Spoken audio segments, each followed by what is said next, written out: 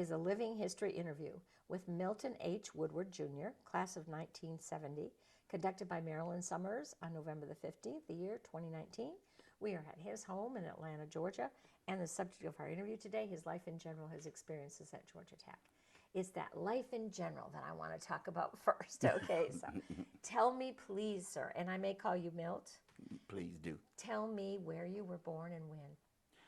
I was born right here in Atlanta, right next to historic Pasco Brothers, which is here in Atlanta. As a matter of fact, my mother sold them the property that they put their motor inn on. Oh. So we stayed up there till I was about 6, and then we moved a little bit further out. Okay, well, let's just go back to when was that? That was between 45 and... No. You were born exactly in 1945, And not between. Oh, I'm sorry. I thought you meant when I lived there. May 27th, right? May 27th, 1945. Yeah. Absolutely. And why? Why were you born there? What were your mother and dad doing in that place you were born? Were you born at home or in a small hospital? Born at Grady Hospital. Grady Hospital. We call ourselves Grady Babies. That's right. And why? Was this their home place? Is that why they were in Atlanta? Yeah, my mother was more down toward Washington, Georgia, Augusta, and my father was more Colleton, Georgia, and they both migrated here. Aha, so you were the first of the family to be born in Atlanta. I was. You're beginning. And the only. The Atlanta ones. And the only. And the only? Yes. My father died when I was 2 years old. Oh, dear. From what? Not believe it or not, but tuberculosis. And of course, back in those days, that was almost a death sentence. Yeah. What, you have no memory of him whatsoever. Do you know what he did for a living? Glimpses. He was a Pullman porter. Oh, how interesting. So which was a pretty good job in 47 for a black, okay? Yeah, it was a very good job. As a matter of fact, I think that's where he got tuberculosis. Those confined area, they said airline flight attendants and so forth, the air and so forth. Maybe so. So he worked for the railroad. Do you remember which one? No. Okay. But this was a railroad passenger car kind of a thing. Yeah, it was a railroad town, so there could have been only one of several railroads because the 40s were still a big time for railroads. Absolutely. That's the way people got Union around. Station, yeah. Yeah, the way they got around. So he made a living, and do you happen to know? I mean, did your mom ever say how they ever met? They lived in two different towns. No, didn't know that one. No. Didn't know anything about it, and you were the firstborn. Firstborn. Yeah. Then she remarried when I was 6. Oh, so there were 4 years. There was just you and your mom. Just me and my mom. Where did you live? Now the street's named Pasco. It used to be named Jepter Street. Jepter? Yeah, Jeptha. And okay, and then they changed the name of it like they do in Atlanta. Changed it in honor of the Pascos. Yeah. To the motor inn and so forth. So how did your mom support you guys? My mom was very, very industrious. She was a beautician, and she actually had her shop on the back of the house. And people would come in, and she would be back there and, doing her heads, and she had very nice business. So she could manage very nicely as a widow. Very much so. And raise her son. She could. Who was probably just full of it right from the get-go. And especially when we were just singles, just she and I. Yeah. Because, but here again, one thing she couldn't quite do, because she was back there in the shop, I had a chance to be raised very independent, okay? Is that what you call it? I had jobs. I sold door-to-door magazines. You did whatever you wanted to do, I wanted to do. Well, yeah. Within reason? Within reason, absolutely. When did she start you in school? How old were you when you started school? Kindergarten. No preschool or anything? No. So you ran around the shop and pretty much drove around everybody? The shop. No, I was out. You behaved? You were out? Yeah, but back in those days. 4 years old, 5 years old, you were out?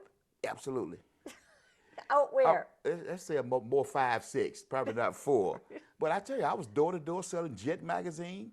I was collecting coat hangers from neighbors and taking them to the cleaners and getting, I don't know what, 2 cents a piece or something like that. So right from the get-go, you were what we call an entrepreneur, huh? You were I was looking for the way. I was indeed. And were you doing this to help your good mother, or just because you knew how to turn a buck? my mother, you'd have to know her, okay? Why don't you tell me about your mother? How would you describe her? Is she still with us? By the way, no, she died. She passed. It's been about 20 years or so. Wow. But she was an entrepreneur and she came in from Washington, Georgia, and her and her family, 13 kids in the family. And when she moved to Atlanta, it was the first time they ever had indoor plumbing. Okay, so she came from humble Right. beginnings, And she knew what she wanted and and she went knew what she after it. wanted. But it made her, because they were kids of the Depression, it made her know what she wanted and go after those things. And that got instilled in me too. Sure. So I was fiercely independent. So I didn't want to ask anybody for anything. Okay, that's why I was selling coat hangers and Doing your own thing. You doing learned how to Jet do it. magazines. Even when you were 5 and 6 years old, you Absolutely. already knew how to do it. I tell people, I said when I was, I'd say 6 or 7, we walked all the way across town to the theater on the other side of town, the Royal Theater. We'll get there in a minute. I want to go back to your mama. Okay. Did you ever know your grandparents on that side? I knew my father's mother, and oh, she loved me, and What did you call her? Granny, Granny. Okay, she was Granny Woodward. Granny Woodward. Okay. And she lived in another town. No, She came to Atlanta right too? here in Atlanta. Okay, so you did get to see her. Oh, absolutely. So you have She a, died when I was maybe, I don't know, 8, 9. So you do have a memory of her. I do, when you think absolutely, about her. absolutely. Okay, and that was your dad's mom. Did you know your dad's father? No, So there was no only from going through the census and Yeah, but not knowing him. no, knowing just him. pictures. So you had one grandmother on one side. What about on your mother's Others, side of the on family? my mother's side, I had grandfather and grandmother, And what did you call them? Papa and Mama. It was what we called that. Yeah. The interesting story about them. They, my father was half white, half Cherokee, and my grandmother on that side was half Cherokee, That's half Mama. black. Yeah, That was your mama. She was, Mama, yeah, mama. and she was Cherokee and black. Okay, so Did they ever talk about those things to you? no, Or if- I learned You those just things knew later. it later time. Yeah, asking questions around and Yeah. Now, they were from, they lived here in Atlanta too? They were from no, Washington? no, They lived in Washington? Augusta. In the Augusta area? Augusta. Okay. So how often did you get to see them? Oh, we probably a couple of times a year. Yeah? Yeah. So they were And part I'd of go your down life. and stay a week or so because they had some of my other, long story, but some of my other cousins lived with them, and I'd go down there and visit. And, Okay. yeah. And I'm working my way to finding out how big each of these families were. So on your dad's side, did he have brothers and sisters? Yeah, So you had aunties and uncles from that side of the family. I did. Okay. And then we go to your mom's side of the family. Did she had 12 brothers and Absolutely. sisters, right? So Many cousins. when we and talk about family, you had family. I had family. I had You family. had aunties and uncles, and no doubt a plethora, if that can use that word, Absolutely. of cousins. Yeah. Now that was Branham's on that side, and my side was Holloway's. Yeah. Okay, because my father was a Woodward. Never knew hardly Never knew any of them. those people. No, Okay. never. Holloway's I did. Very interesting. Matter of fact, one of my uncles, I guess it really was a cousin, actually worked on the atomic bomb that they dropped on Hiroshima. And he became a watchmaker and had a jewelry shop down there on Auburn Avenue. So you had family around here then. Oh, absolutely. So when I ask you, what's your earliest memory of a holiday, like say Thanksgiving, because that's coming up soon, would it have been a family thing? Would you have seen any family on Thanksgiving? Did people bring food or share food or sit to the table? Christmas would be Christmas? and that was mostly my mom and On your mom's side of the family. because we would buy ourselves then. Okay, she'd make big deal to make sure I had all kind of gifts and stuff for Christmas. That's my earliest memory. Okay. But you don't think of holidays as family times. You didn't go visit people, or they didn't Well, come you're visit good you. at this, you know. I'm making you think. What? Yeah, and here again, I don't as much because I was so independent that to me that was kind of Okay. but my wife trust me, she makes up for whatever I Oh, lack. I'm sure. I have no doubt about that at all. But we're talking about back in the day. Gotcha. So back in the day, what you're telling me is Santa Claus always knew where you lived. That's right. It didn't matter you didn't have a daddy. He knew where you Gotcha. lived. Absolutely. And your Birthdays and things I did. everything was taken care of just very Absolutely. nicely. Thank you very much. Gotcha. Did you get Christmas trees? Yeah. So somehow or Mother other. would decorate Christmas trees. Okay, yeah. so that was part of your tradition too. And then she started you in school when you were 5 years old. Where? Do you remember what school? Well, I'm going to give you the most prominent one, which was E.R. Carter, which is an elementary school, down more toward the center. town, not a block or two away from Pascal Okay. Street. So could you walk there? Oh yeah, Okay, so you went to kindergarten when you were 5 years old, and your mom probably took you a few times, but being No, Mr. I walked. Independent, you walked on your own after that once you found out yeah. where you were going, Once right? once I knew where I was going, yeah, Did you live in a neighborhood where there were other kids that walked to school with you sometimes? absolutely. So you had accomplices. I did. I did. They were there. I did. You knew how to find them, right? That's right. Okay, how'd you feel about going to school? Back in those times, I looked forward to it. Good. It was a good thing. And my mother was the kind of person, because there wasn't no way to say to not look forward to it, right? She let you know your job was to go and to behave? Absolutely, be somebody. You're going to be somebody? Is that what you That's said? right. She knew. Absolutely. She knew what hard times were. Yes, and she she did. knew that the education was important if Absolutely. you were going to avoid those hard times. Absolutely. And that's a good thing, isn't Yep. it, when we think about it, Milt? Yep. I mean, how lucky are you that there was somebody to say, Absolutely. it's terrible you lost your dad, but you had somebody I that, had someone to say, and I had other mentors that were my father's cousin, Maceo Newberry, who, believe it or not, was a very prominent. He was on the board of. why wouldn't I believe it? I mean, that sounds right. Well, I was about to say, well, he had this grocery store on Northside Drive. Okay, right. Matter of fact, I missed this opportunity, by the way. Right across from the Dome, he had a grocery store right across from the MARTA station in the Dome, a grocery store where a big $80 parking space lot is right now. It's all location, location, and opportunity. But he took interest in you Absolutely. when you were a little kid. He did, absolutely. Well, see, that's really neat. And he there was were a people like Holloway. that. His mother was a Holloway, and he was an entrepreneur. And so you admired that. I did. And you were modeling yourself on doing stuff like that. Absolutely. But you knew that when you went to school, you were going to learn. I did. And so did you learn good there? I mean, did you go? I did. How long did I you was stay always- in E.L. Carter? Okay, until fourth grade. Fourth grade. And that's probably when your mom remarried and you moved. We moved, that's right. Yeah. Who did your mom remarry? What was his name? Thomas Brown, who was, this is old time Atlanta. Back right after the end of World War II, they put a tent city down by Washington Park where all the black soldiers would come in. They had slot machines, but they lived in tents instead of Fort McPherson. It was segregated. It was segregated. Even though the military. So, but all the black soldiers lived down in tent. We call it Tent City, and that's where she met him. Gotcha. How interesting. And by the way, he was a pretty good mentor to me. A very nice, a very good stepfather. So you didn't resent him at all when your mother got married?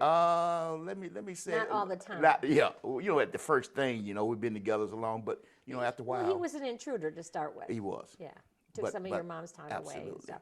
But you adjusted as you saw things were Absolutely. better for her. I did. Did she continue with her beauty shop? She did. So they got married. You said you were 6 years old. Yeah, I think that's about right. Yeah. And then he must have moved into your house with you all for a couple of 3 years. to be a family. And then the did he GI ever- Bill they used to buy another house. He didn't ever adopt you though. No. So you always. My mother wouldn't have it. She wouldn't have it. She wanted you to keep No your change name. name, Yeah. which was I'm very fortunate that she didn't. Yeah. Yeah. Well, your dad didn't run off and leave her. He passed away. He It did. was a tragedy. Absolutely.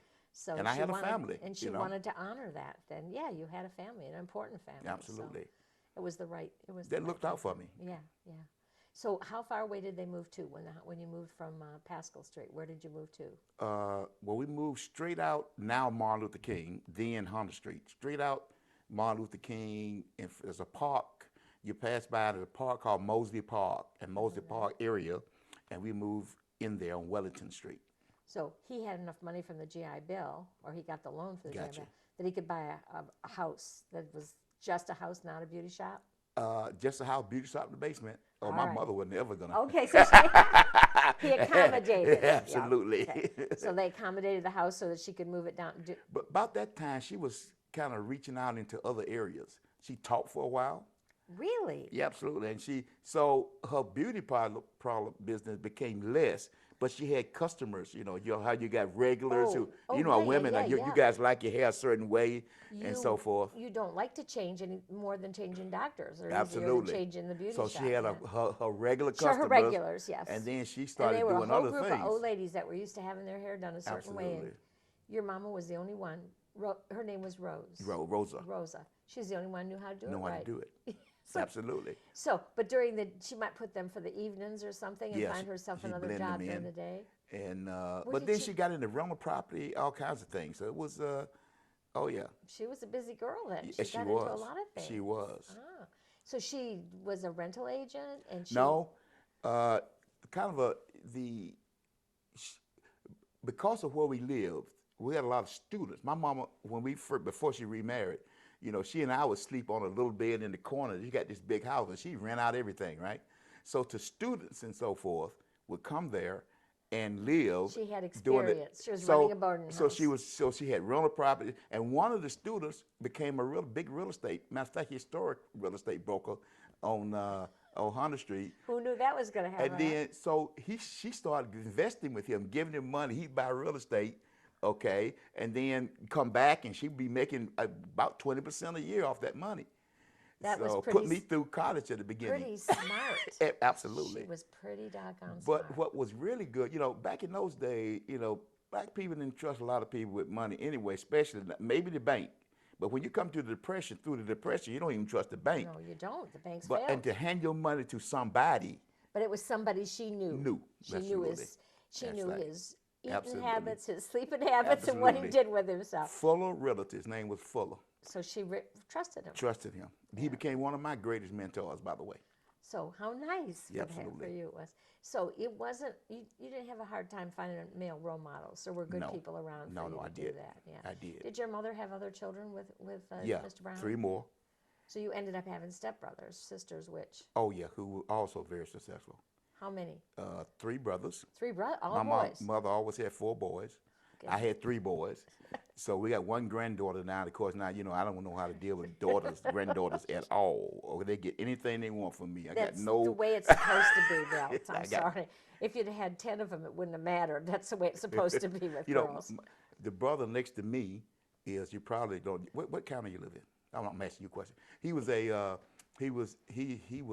became the fire chief at the airport, then became the public safety director in DeKalb County. And he's a Brown.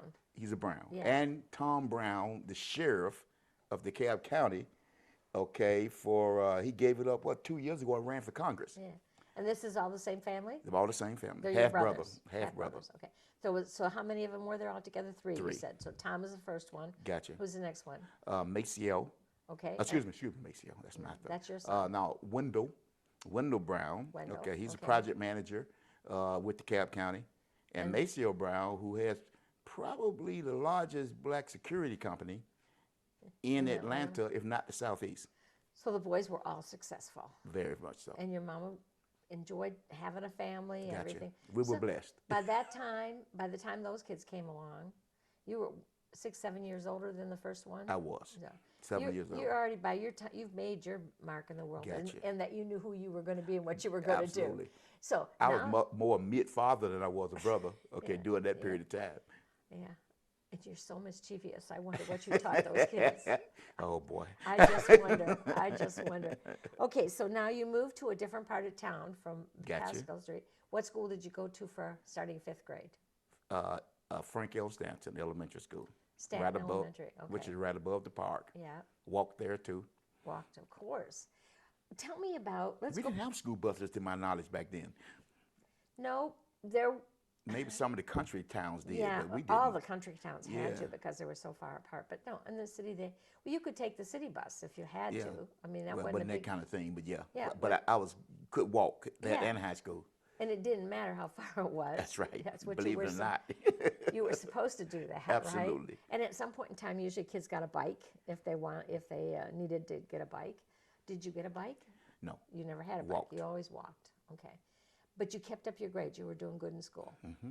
So by the time you were in this 5th and 6th grade, you're getting ready to go into middle school or junior high school. Which High did school. they have? Yeah, 8 to 12, yeah. Okay, so you stayed through 7th grade then, Mm-hmm. as Dan.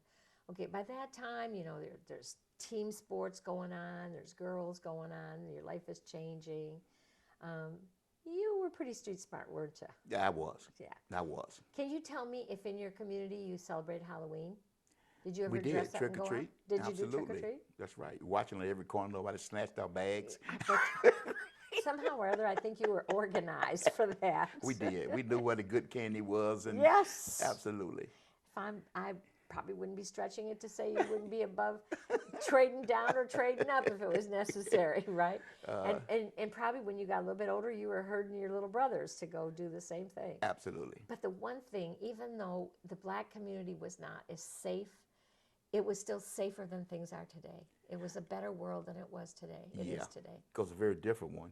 Different world. Because our communities, the way they were back then, we were all out at younger ages, and we went places at younger ages without our parents. But your neighbors, your community looked after you too. Gotcha, they did. Yeah. Yeah, they called my mother in a hurry. There you including go. the See? teachers, by the way. I was just my gonna mother say. would call the teachers What's he and doing tell them now? what I'm doing. Yeah. Okay. Yeah. And that's, that saying about it takes a village. It It was does. for real. It really was. And what it did is it kept you safe. Gotcha. And it kept you on track because you knew you were going to catch it if you got in trouble. Absolutely. And that is a deterrent. It is. to Well, back in those days, you had, here was the pecking order. Doctors, lawyers, preachers, teachers. Okay? Yeah. So those were the people who were revered in the neighborhood. You. So They were authority figures, and you, by gosh, listened. so teachers, when they called, I mean, it was, we respected that. Hello, it I was a got big pals. deal. Yeah. I got pals. Matter of fact, I pledged the fraternity and so forth. But my homeroom teacher in high school hit me the hardest I've ever been hit in my life. She was your first paddler. Absolutely. Yes. And she, there's no doubt in my mind, had a good reason for paddling you. Big mentor for me, by the way. My Isn't that interesting? K.M. Brown. She was all the way through from 8th grade to 12th grade. She was after you all the time All to the behave time. yourself. All the time. Weren't you lucky? I was. You attracted those Very kind so. of people that really wanted And to take other care of you. teachers. As a matter of fact, the reason I finally became technically oriented and knew I had something, I had a teacher who taught me math. We were in a special program, so taught me math from like 9th grade through 12th grade. And they got a special program for the University of Illinois. And one day, I'll never forget it, I was like 10th grade, 11th, and he was up there going through the grades and everything else, and he turned to me, he said, because I had an 89 average, okay, and he said, every time you come, you got an 88 or an 89 average, and you just miss an A. He said, it's ridiculous. From that point on, I led the class. What he was telling you, try a little bit here, Milt. You got more in you than what you're putting out. Exactly, and it takes somebody to show you. Right in front of the whole class. Yeah. Yeah. It ended up winning the math trophy for high school. See, and you could have done it from the get-go if you'd have put a little time into it. But you had things to do. I know you Other did. things. I know you did. In college, I had things to do, undergraduate. Yeah. Just let's go back to high school, though. Mm-hmm. When you get into high school, what high school did you go to? Turner. Turner High School. Okay. Yeah. Did you play any sports there? Yeah, and all the way through, by the way, Mosley Park, Yeah. we had teams there. Oh, you the did? Mosley Park Okay. Tadpoles. What? I played football, baseball, I was just going to ask you basketball. what. You did it all. I did it all. Yeah, well, I would think your mom would have encouraged you to do that because that gets rid of a lot of She energy. did. But back in those days, there wasn't a lot of parental participation. We kind of did it on our own. We found our own teams. Yeah. We did, but she was supportive, but, she was still, doing hair and Having whatever. the other kids and, yeah. Absolutely. Yeah. And the other 3 kids were a lot Yeah. more trouble than I was. Trust me. I hope y'all see this. I wonder what their story is about that. Yeah. I got a feeling it didn't take you very long to corrupt them and come your ways. Well, 7 years is a long time. Well, yeah, it is a long time for somebody who's on the street growing That's up right. fast. That's now, right. when you tell me you're on the street, that means you could go, like you said, you would cross town if you wanted to go. Why would you ever want to go across town? Well, we had theaters over there that No we wanted to theaters see. in your community? No, we had them, but different movies. So Okay. you went to the movies Absolutely. on Saturdays? Could be most of the time, yeah, weekend. Saturdays? And be 3 was or 4 of us would get movies together. on Saturdays are the biggest babysitter in America because that's what it was Absolutely. in those times. Yeah, they made it. You could go for a pittance, and if you had a quarter, you could go to the movies and get a treat too, right? Wasn't it that cheap then? Nickel snowball, Yeah. 15-cent hot dog. I never couldn't really get my money together to get the hot dog, but I got all kind of snowballs and popcorn. Yeah, you got yourself in there too. Absolutely. And it was an all-day affair, or a pretty long time affair, because you saw not only a movie, but you saw a cartoon, and you saw the movie tone news, and what was going on. I tell people, I say, when we went to the movies when I was young, we never looked in the paper to see what time it started. You knew. No, we just go. Oh, you go whenever? And we get in there and sit down and look at the movie. And they didn't make you leave between? And then it would come around and we look up, we go, okay, this is where I came in. Oh, you don't leave And then we huh? just leave. You could do what you wanted to do. Yeah. And you took yourself down. Did you ever go to the library downtown or go to Riches? I went to the library downtown a couple of times, but we had several libraries in the area, in but our you had area. the experience then. Yes, Now, I did. Would you walk it or did you take the streetcar ever? Probably if it was that library, I'd probably walk it. You would. You could go that far. Gotcha. You were used to walking that far. Where did you get your clothes? Did you go shopping for clothes once or twice a year? Yeah, my mom would take me, okay? But my mom was a big deal with other people out, and she'd buy me a lot of hand-me-down stuff, okay? Well, stuff that's from cool. people Yeah. that really good stuff, okay? She may have to Yeah. get them altered, but we wore a lot of hand-me-downs. Yeah. If she hadn't been busy, she'd have been making the clothes for you, Gotcha. probably. But she had her She hands kept full. me dressed, So though. she had, but She kept me But I dressed. wondered if she took you shopping to find stuff. She did. Have you ever had that She did. experience? Suits and other, she did. She would. Yeah.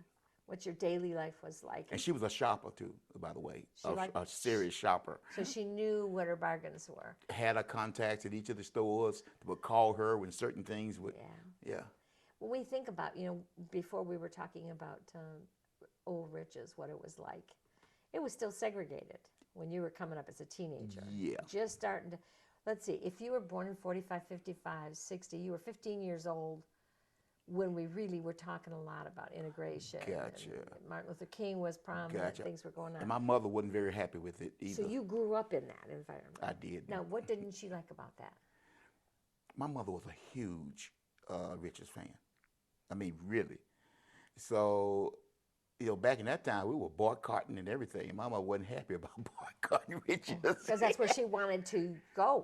And remember, I was telling you about the cafeterias that were up above, really nice, this, that, and the other. But in the basement was the black cafeteria where all the blacks went, and the workers that were there went also black. And it had some of the greatest chili dogs and other things you want to ever have. It was a cut and I was above. upset when we had to go up to the other. You just as soon go down.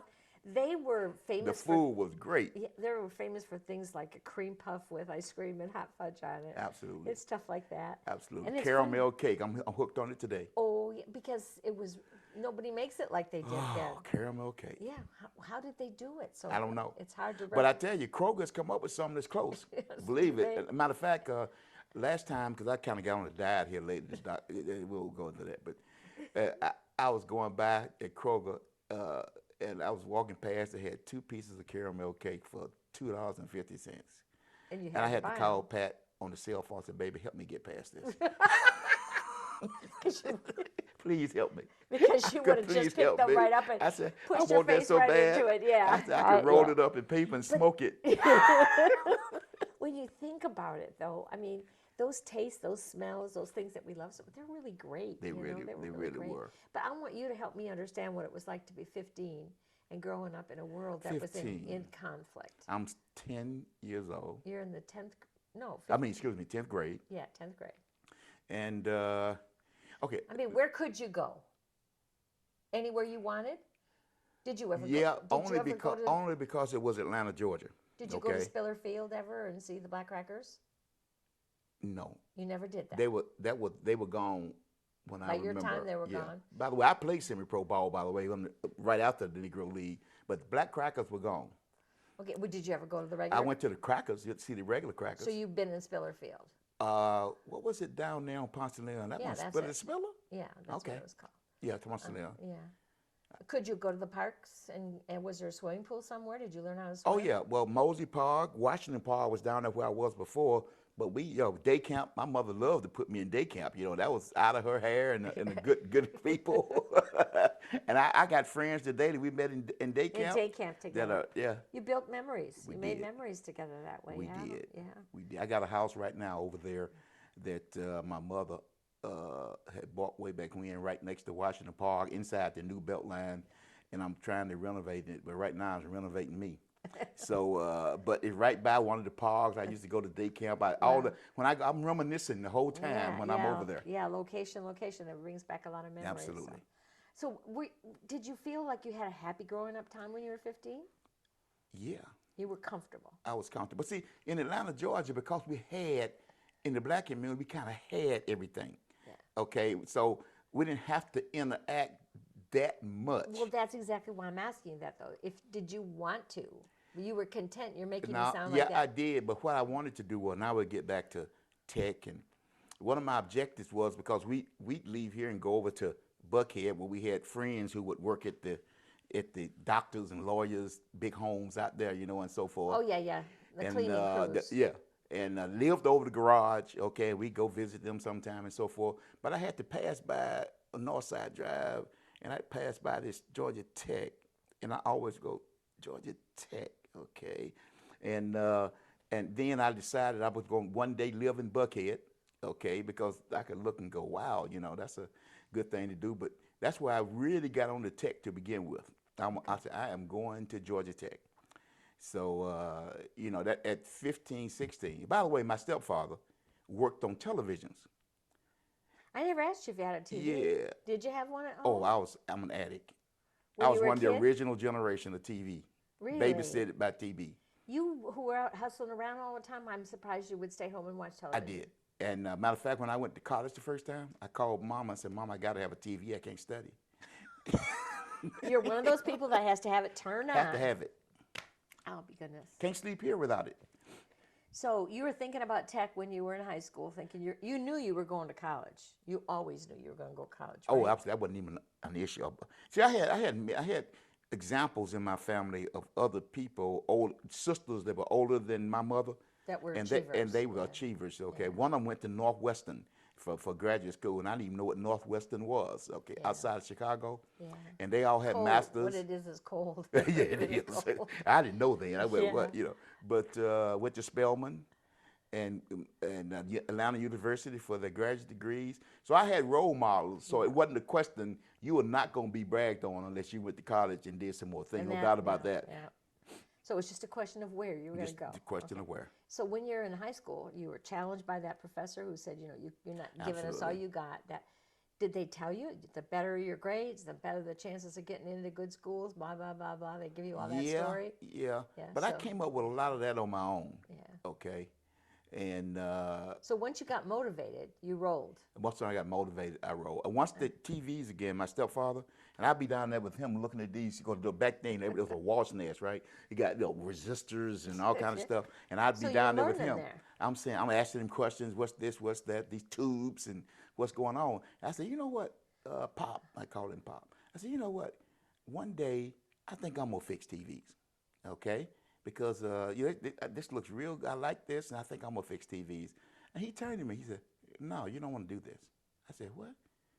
He said, "What you want to be is an electrical engineer."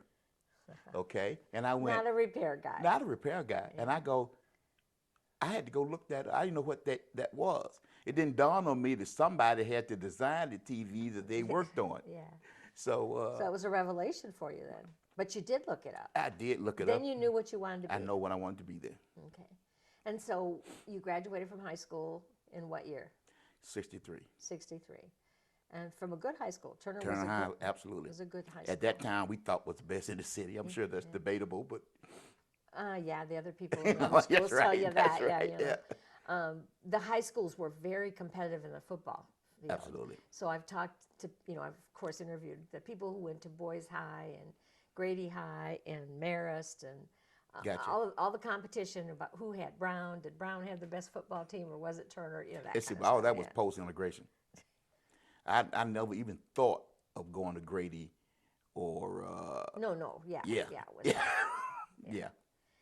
That's why I asked you what it felt like to be on the ground floor when all that stuff was. I guess it's really, it would have been a few years earlier than that. You kind of grew up knowing that there was always something going There's on something about going integration. on. I did. You weren't in it full-fledged, but it was on your edge all the time. Yeah, and I'd go down, go down to Richards, and the Ku Klux Klan would be, Really? picketing. You saw that? Yeah, I walk by and look at them, and they'd be picketing Richards because they were integrating or whatever. So I was key. I had never heard that before. That they had absolutely. a chutzpah to go downtown and be out there. And in I'd broad go daylight. down there and look at them. In broad daylight. And they looked like they were 8 feet tall, 'cause from my With perspective. their cones on their heads. And cones and everything. Yeah. And they kind of looked down at me, right? And cone heads. That's what they were, is cone heads, And I'd go down there, and, of course, riding, if we rode the bus, and when I got older, I rode the bus, we get on down there probably at Richards and come down Martin Luther King, and we got to a certain point, and the bus, black people had to feel from the back forward, so you could get forward. But if there were no white people on there, it was not as strict. But white people started getting on there, and white people lived where I find the second house was a white neighborhood that eventually white flight, they moved away, and we took over those areas. So it was we get on the bus, and they'd ask you. It's ridiculous when they'd ask you to move.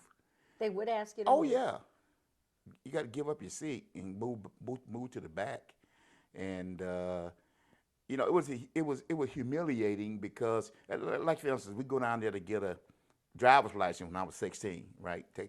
And you get boy, you can't drive. You come back when you think you can drive, and just. That's what somebody would tell you. The state troopers. At the end. It was ugly. Yeah, it was. It was ugly. Now, it was ugly. Tech integrated in '61. You were just that's when you were in the 10th grade. I was 10th grade. Yeah.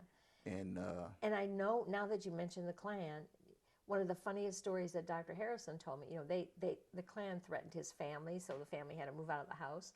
And then they picketed, they came marching down, and he had gone out to Candor Field because he had a pilot's license, and he was flying overhead while they were. Right? He saw looking down at all of them. He says, and he makes a funny face and says, "Swoop, swoop, swoop." They were just foolish. Well, they bombed the NAACP headquarters down here off of Cascade. They just bombed it, and it was one of the biggest influences in my life, and still today, was Emmett Till. And Emmett Till. Well, it's everybody today. We talk about it. But to black men, it was more. First of all, I was in my formative years, and that was one thing that my mother would always say: "Don't you mess with no white women. Don't you mess with no."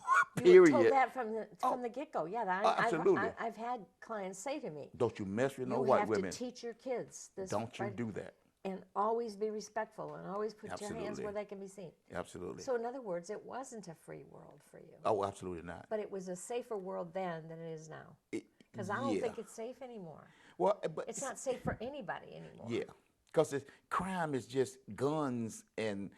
And this big city thing is kind of like, the growth after the Olympics and this huge deal here.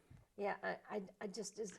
You can't walk anywhere now without completely. If you don't have street sets, you're. Because every single day there's something all over. Not just one, but you don't want to watch the news because it's all too scary. Absolutely, murders all the time. Yeah.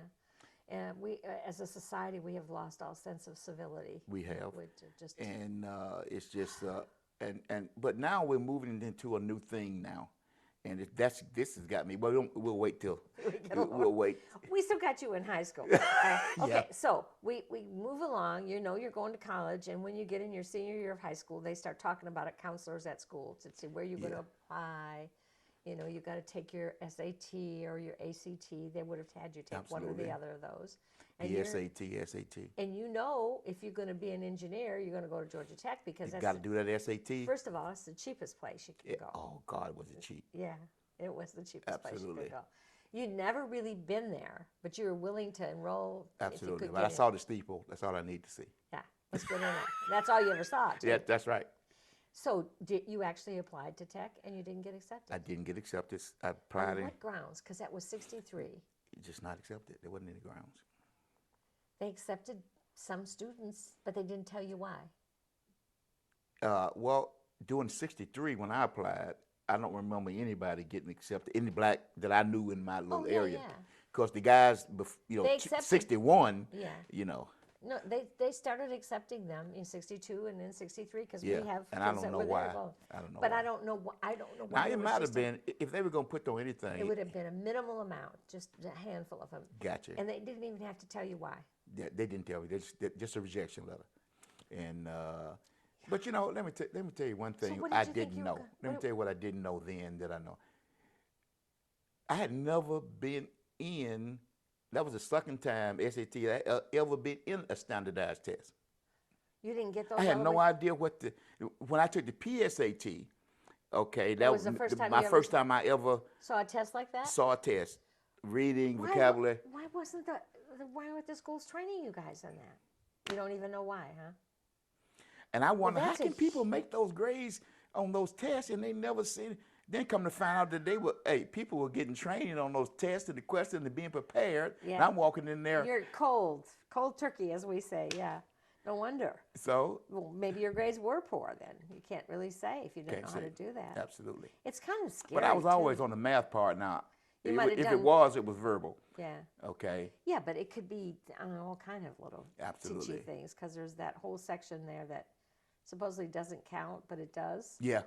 Yep. But you weren't getting the background that you needed for it, so. No, we're getting it. We accepted a few, very few, when I say we, Tech.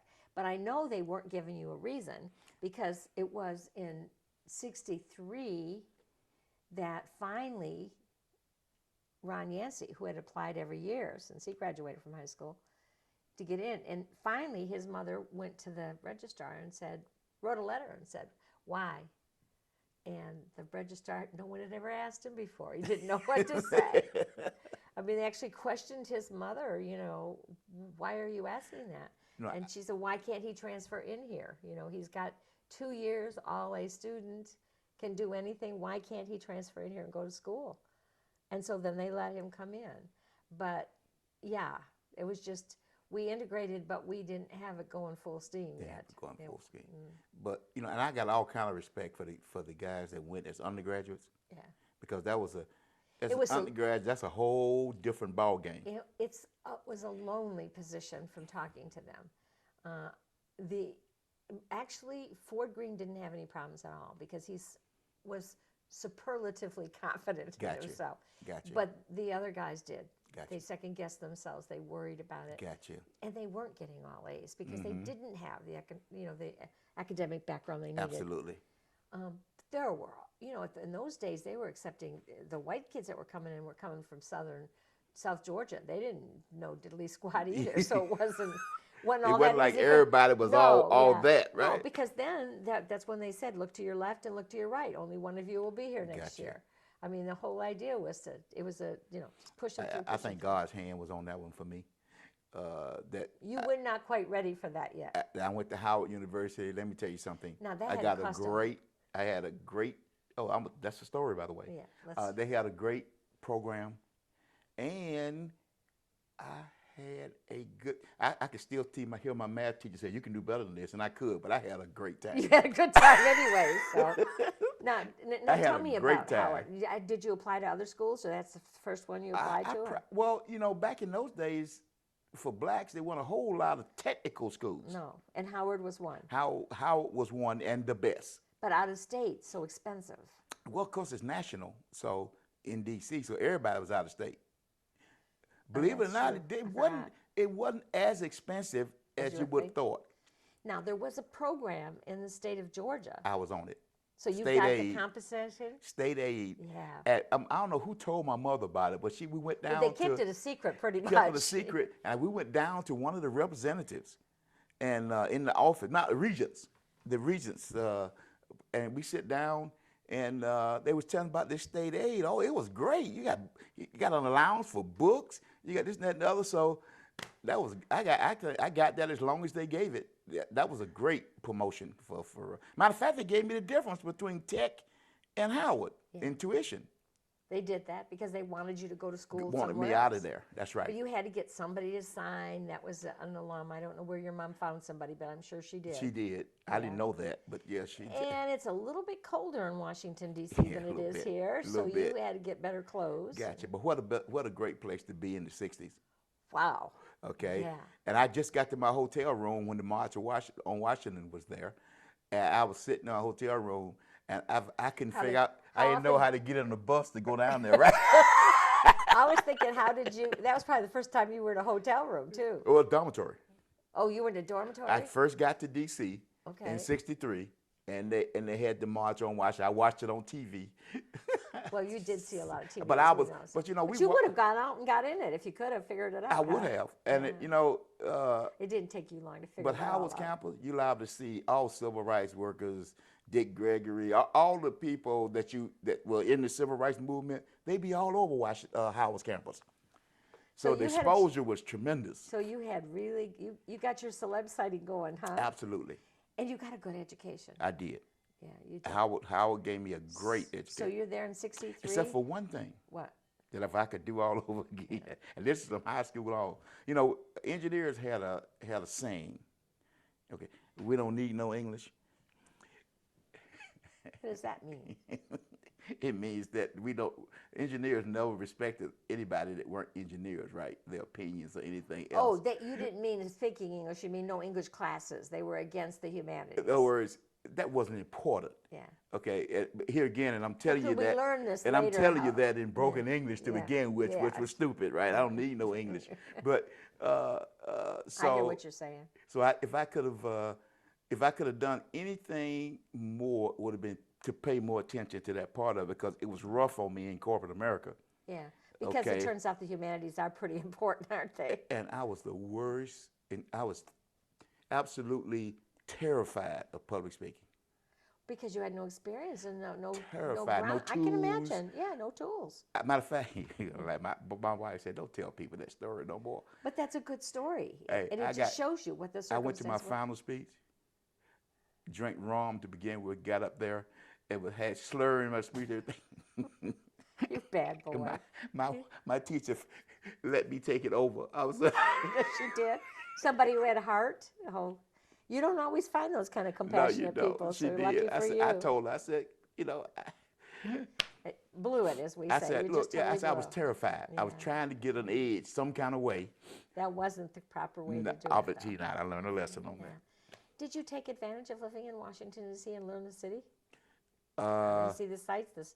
Did you go to the Smithsonian and the art museums and we things did. like that? And a lot of that we went to, believe it or not, while we were in elementary school. I was a safety patrolman, and we'd take trips to Washington and did. Oh, really? Absolutely. Wow. That's pretty cool. Yeah, absolutely. Because the bullies would beat me on the corner every day, but, we'd have a trip. And I had no idea. And we'd go to D.C. I didn't even ask you, did you ever have Boy Scouts or Cub Scouts? I was a explorer.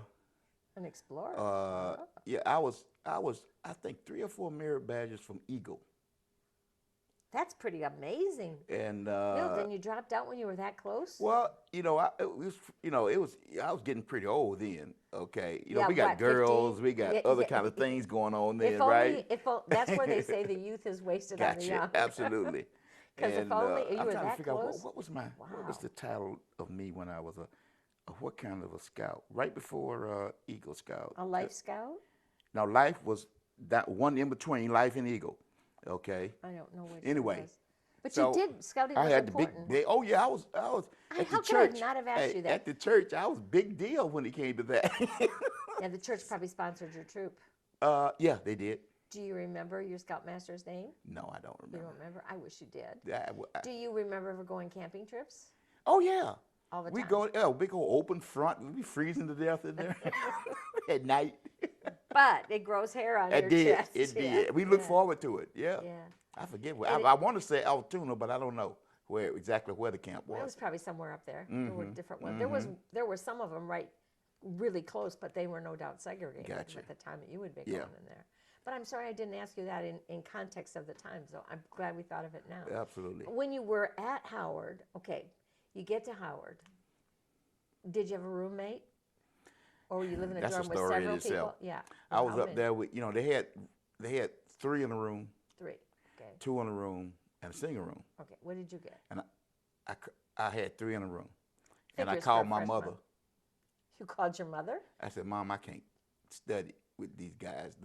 Now one thing about me, when it was time to study now, it was time to study. There wasn't no messing around, okay? And I had a kind of a memory where I could retain a lot of things because of questions I would ask in class and everything else. But when it was time to focus, I focused, and they had all kind of crap going on, right? Half of them took their trunks and were out of there after the first semester, right?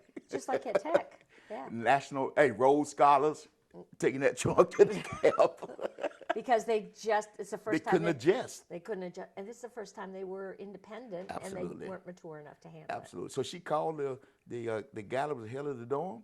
Next thing you know, I was in a single room. it. Good for Rosa. She knew what you had she to didn't do. play now. She didn't play. Oh, not when it came to me. She didn't play. She knew. Yes. Well, thank God for her. So you buckled down, and you weren't one of the people that was packing up and leaving. No, I wasn't. Yeah. Now I that can't first even believe semester that now is happened. tough. Period. Much less. Oh, yeah. You want to come home and you say, I don't know. I said, Mama, I don't know if I'm wasting your money or not. Yeah, right. You say that, and she wasn't listening. No, not one no, time, she a little wasn't. bit. She knew I'd do the right thing. You have to. You have to. And it would have been just as hard, if not harder, at Tech. That maturity level was a big deal. Yeah. That And to get maturity bounced level. out would have been awful. You don't want to go back home and say, No. I Oh, no, couldn't that's do it. embarrassing. That's right. Yeah, you Like I couldn't- said, we had people that went there early, You couldn't came go to- back, and they were walking around in high school with a briefcase. Going back to school. And you don't want to go to church, go see your buds on the street and say, Absolutely. well, I couldn't make it. You can try to act Absolutely. like you're Joe Cool about it, but there's nothing cool at And of course, all. I was in engineering now, which means that there wasn't no underwater basket weaving and any of that No. kind of this was serious analytical geometry and other kinds of stuff that How well prepared were you for Howard? math wise, Turner Perfect. High School, Yeah. completely compared. But how about chemistry? Chemistry, science, completely compared. Really? Yeah, Oh, you were English, so the lucky. only Not ones so much, yeah. okay that I had. Matter of fact, to Howard's credit, there wasn't no messing around. They had a standardized test again for English skills. If you passed it, you went to a remedial English. Then you had to take it again. So Did that happen to you? let's see, what did I do? I took it and I passed the first time. Okay, so, but that was for me. I never failed anything. Okay, never. I had to go to remedial English. That was kind of like hiding your head. Right?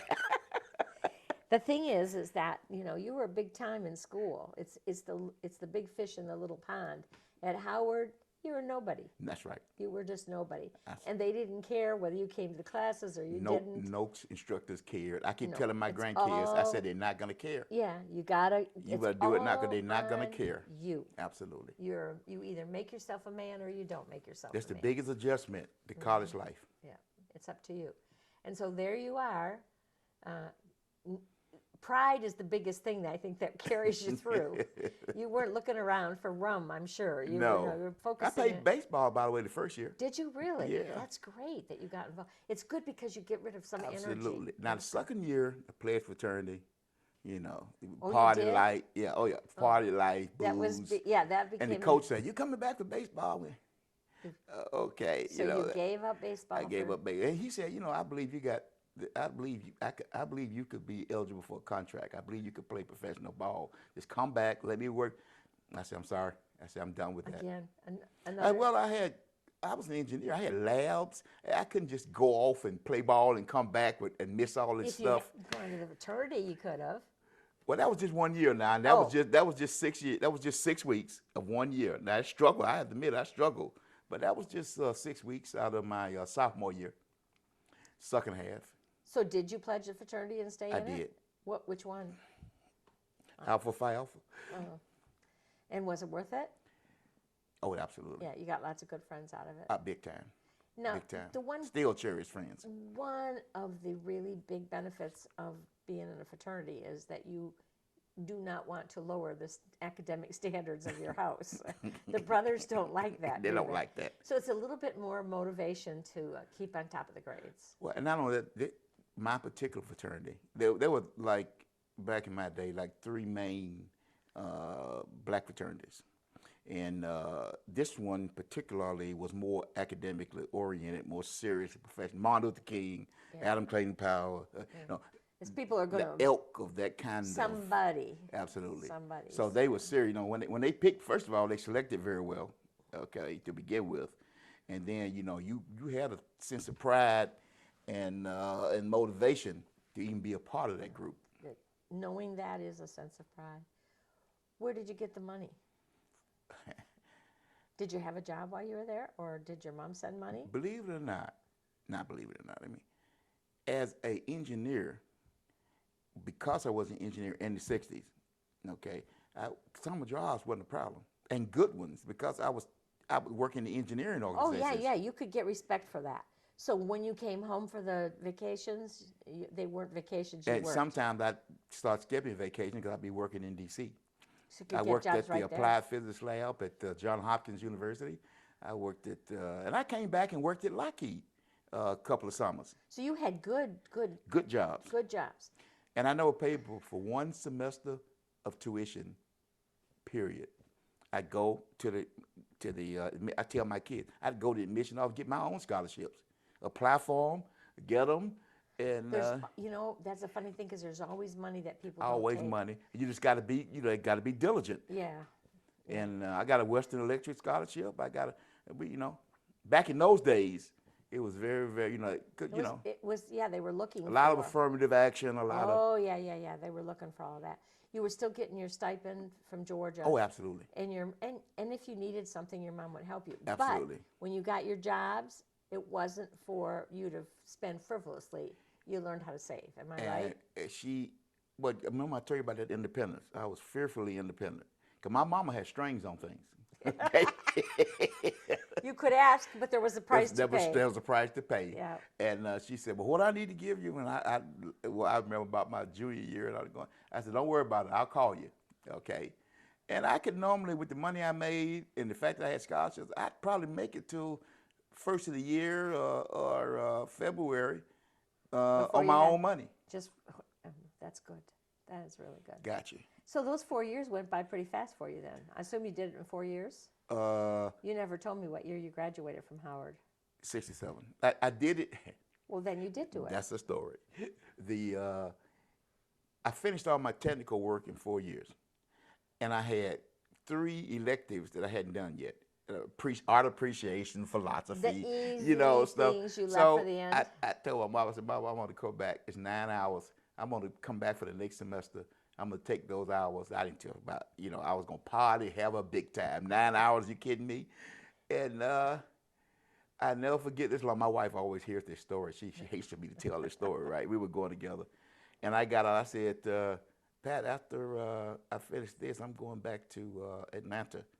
Are you going to stay here and finish your degree, or are you going with me? I'm going with you. Okay. All of a sudden, I had to come back and do those 9 hours in summer school. Okay. And it damn near killed me. The way summer school is set up, semester system, when summer school was set up, boy, they had like hour and a half classes, 5 days a week. And it did put you through some stress. And it wasn't something you wanted to do. And so 67, I graduated, but not in June, in August. So you had to wait the summer. Wow, life is like that, isn't it? Matter of fact, my wife was in D.C. She got my degree, attended my graduation. I didn't, because she was from Baltimore. That's a story. So, Milt, you just casually mentioned a woman by the name of Pat. Miss Patricia, how did you happen to meet her? Let's talk about that for a minute. Well, let me give you a little background. Please. Okay. You're in Washington, First of all, D.C. in Washington, D.C., which you couldn't be in a better place in the 60s. You really couldn't be in terms of historical impact and so forth. Really dramatic. And, of course, Howard University was probably 4-to-1 or 5-to-1 women to men. Oh, DC, it was co-ed? I didn't even know it was co-ed. Oh, yeah. Oh, yeah. Oh, I didn't even know that. And D.C. was 7-to-1 women to men. Really? So, well, you think about all the administrative jobs and other things that went along with it. I hadn't thought about that at all, ever. As a matter of fact, it's probably gotten worse over the years. It was polar opposite of what was going on over at Tech then. That's right. Oh, absolutely. Matter of fact, I think we finally had our first girl lady. Let me get my words right. Give my respect Co-ed, tones, just- right? yeah. Co-ed. Yeah. In our class, it was just so unusual. We just did you know, it was just, at Techno, you never saw you them. know, even Howard though, what are you doing here? You come to see So somebody it was or? a small, Very ratio. small. So how did you luck out? Uh, I was, because I played fraternity, and I was a big man on campus then, right? I was kind of picking and choosing at that point in time, right? Oh, in your opinion. In my opinion, that's a good point. So I was coming across campus in my car. You had a car? Oh yeah, I had Oh, you were big time. my mother did. Rosa my fixed you up yes, with she a car. did. What was it? What was it? 67 GTO, A brand new car. brand new car. Ah, and one they were writing songs about. I Hey. cannot believe it, man. What Now, color was it? Fraternity man, engineer, new car. What color? How's it get better than that? What color car? White, red interior. Oh my gosh.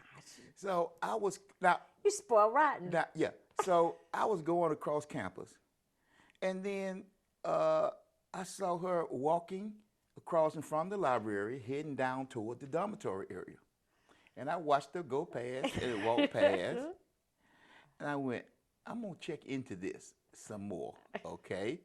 And, you know, we got, of course, a little rough at the beginning. It was a little rough at the beginning, but, you know, we worked all that out. How did you introduce yourself to her?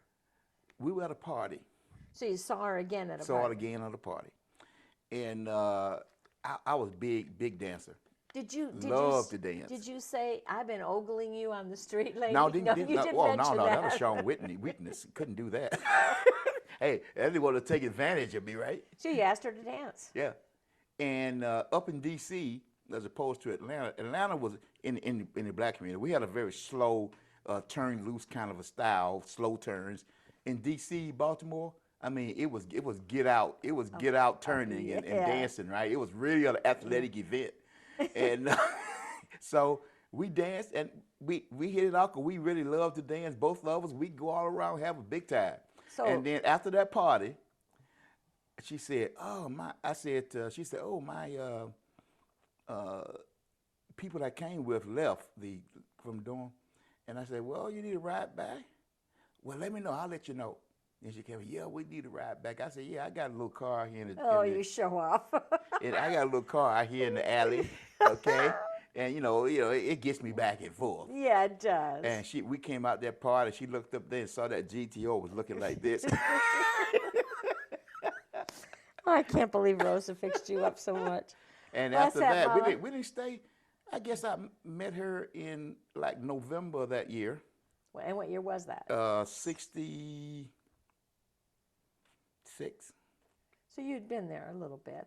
And she was a sophomore. So she 'cause was in the school. I was 2 years in front of her. Ah, oh, yeah. okay. Oh, no. She was definitely in the school. Oh, And, I thought you were going to tell me she was visiting somebody. No, but she was in school. And You because did- I you did like saw her Yeah. ogle a little bit. Yeah. And so then, like I said, I dropped her off, and we didn't see each other for a while. And then I saw her somewhere else. Next thing you know, one thing led to another. And, you know, I had put that famous question I asked her, okay, I'm going back to Atlanta, okay, do you want to stay or you want to go with me? And that was it. And by September of the next year, we were married. Really? So you got out in August and you got married in September. Absolutely. You knew what you were all about. On the way home to Atlanta to work at Lockheed. Okay, let's stop for a minute now. Did you bring Pat home to meet Rosa I did. and the family? Yes. And Pop and Yeah, Mama everybody? talked about it bad. Because that's not going to be anybody, I guarantee you, Good enough? good enough. You know, she always used to prepare me, I want you to marry a doctor's or a lawyer's daughter. I don't want you to, She was stuck on you the know, old she ways. wanted some status in this thing, right? Now, what about Pat? Did she take you back to Baltimore did. to meet her She folks? did. They love me. Oh, Her I'm mother sure. loved me. Yeah. Her mother would have quit her husband and married me if I'd have let her. Stop saying bad things like that. I know that's not true. I know that's She not loved, true. but she did. So, did and you she get was, married? I was her favorite, and she told them I was. Did you get married in Baltimore? Yeah. So you had a church wedding in Pat's family? Yeah, church wedding. Did yeah. your folks come? They did. Well, so your mother. Oh, yeah. Oh, that was a mixture. But your mother did. Oh, yeah. And because a lot of her relatives were in Newark, New Jersey. Whose relatives? My mama's. Oh, okay. The 13? Yeah, so she didn't mind coming No. to visit. You See. kidding me? You couldn't have got the hell out of there with horses. Oh, So yeah. it turns out it was a very happy occasion. It was 53 years ago now? 53 in September. It'll be, it was 53 52. years. 52 years, okay, Last so we year. just passed 52. Yep. Pretty cool. It looks like it might have been the good decision. You What do you think? I'm still working on it, though. And you better keep working I because... could still screw this up. Yeah, you could still. You better behave yourself. I love her so much, though. Oh, I know you do. I know you. I just met her and I do too, so I understand completely. She's great. So. She's great. You're talking about you couldn't have a, let me tell you, given that I'm a Woodward and they're Browns, okay, on the remarriage. Yeah. Okay, so I kind of felt like I was alone. And my family on the Woodward side, there are very few relatives, okay, there. Yeah. And the Holloways, believe it or not, the Holloways were never very friendly. Okay. With the, Yeah. So I was kind of, and now the Browns were absolutely, they had a great family, didn't know arguing, I used to love it. But, I'm a Woodward. Yeah. So, and I always wanted my own clan. So, not that I didn't, but, so she came along, 3 boys. And now we got, I have to see how many we got. All right, we're going to talk about that later. Absolutely. You graduate in 67, late, but nonetheless, you got out in 67. Absolutely. And did you have a job already lined up? Lockheed. Lockheed was going to hire you because they had you part-time. Made an offer, good offer. Okay, good. And they hired you as what? An electrical engineer? Assistant scientist. Not an electrical engineer. On electrical engineering, that was a discipline underneath the science. Oh, okay. Okay. So where did you guys set up housekeeping? Where was your first home? Yeah, still in Atlanta, got an apartment. Okay, So in Atlanta. you didn't go to Marietta, you stayed in Atlanta? Oh yeah, we stayed in Atlanta. Okay. Yeah. So you rented your first Hey, apartment? back in those days, you didn't venture out to something like Marietta. That was all. That was too far away? Absolutely. So you commuted? Not too far away, too culturally far away. Yeah. That was a kind of a whole different, as a matter of fact, I'll tell people now, when we moved into the house we're in now, a lot of the whites were in the area, did the white flight. Well, a bunch of them left this area, and most of them moved to Smyrna. And a lot of them worked at Lockheed, and they were very bitter. Very bitter. About the what's white happening. folks that lived there? Oh, yeah, when they left Atlanta, it was like, the word I always heard at Lockheed was, once I crossed the Chattahoochee, I ain't never coming back. And, you talking about a place now. You talking about an experience. Lockheed Aircraft Company during the 60s. Now, the president of Lockheed was a Georgia Tech graduate.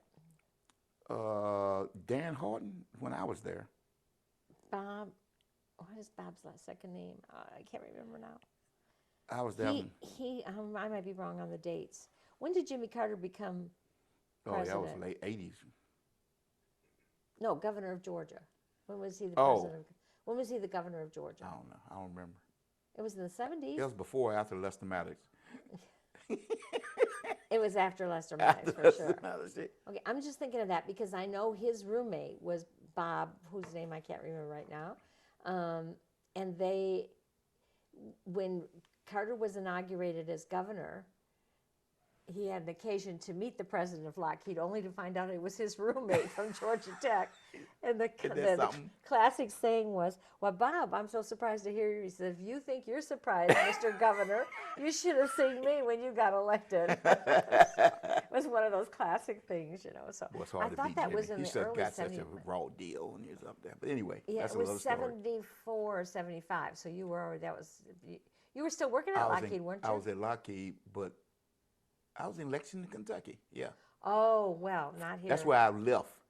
We got this old saying around here in Atlanta, all of us who love it so much, we call them tree huggers. We would give up opportunities to stay here.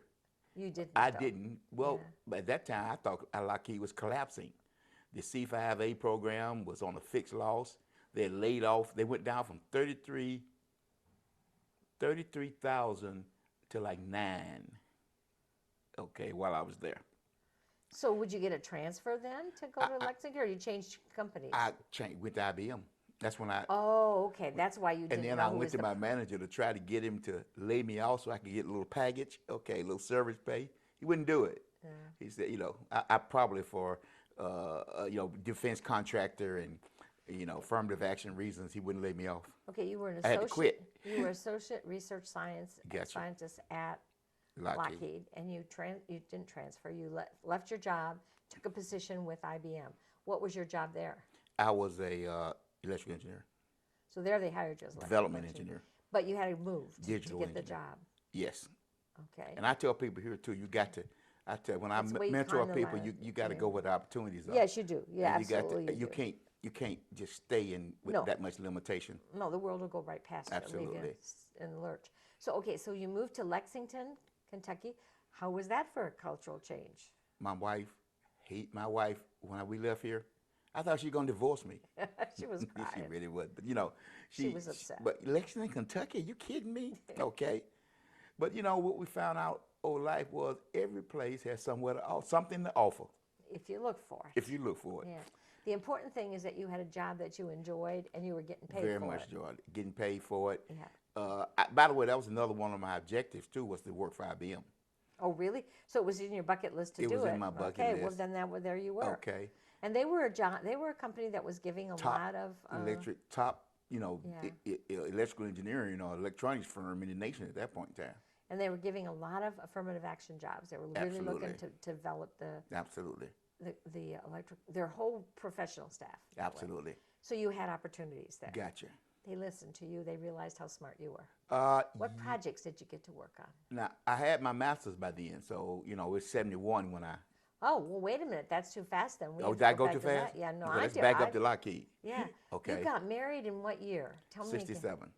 So you got married, you came back here, you got married, went to work at Lockheed, and in 68, you decided to go back to school.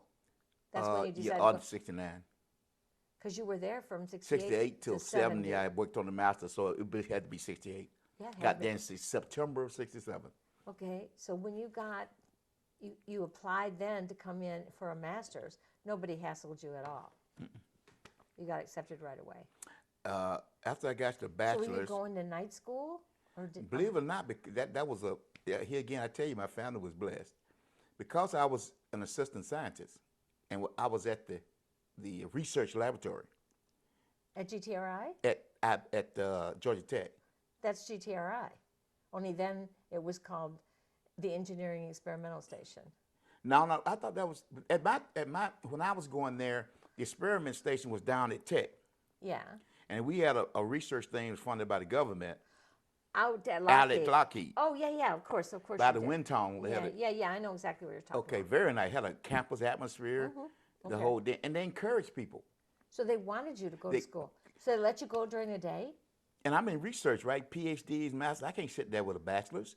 Oh, you gotta go to I got to graduate go school. do that. And did they pay for it? Yeah. They subsidized you for that? So no wonder you didn't get any grief. So you get to, but you went on the main campus or the Main campus. main campus? Okay. So you're finally where the tower is. I'm finally can see it. You can see the tower. Except all the electrical engineering classes were in the Van Leer building, probably. You know, I forget. It's been so long. It's that old One behind. building, yeah. one in the back. So what was it like?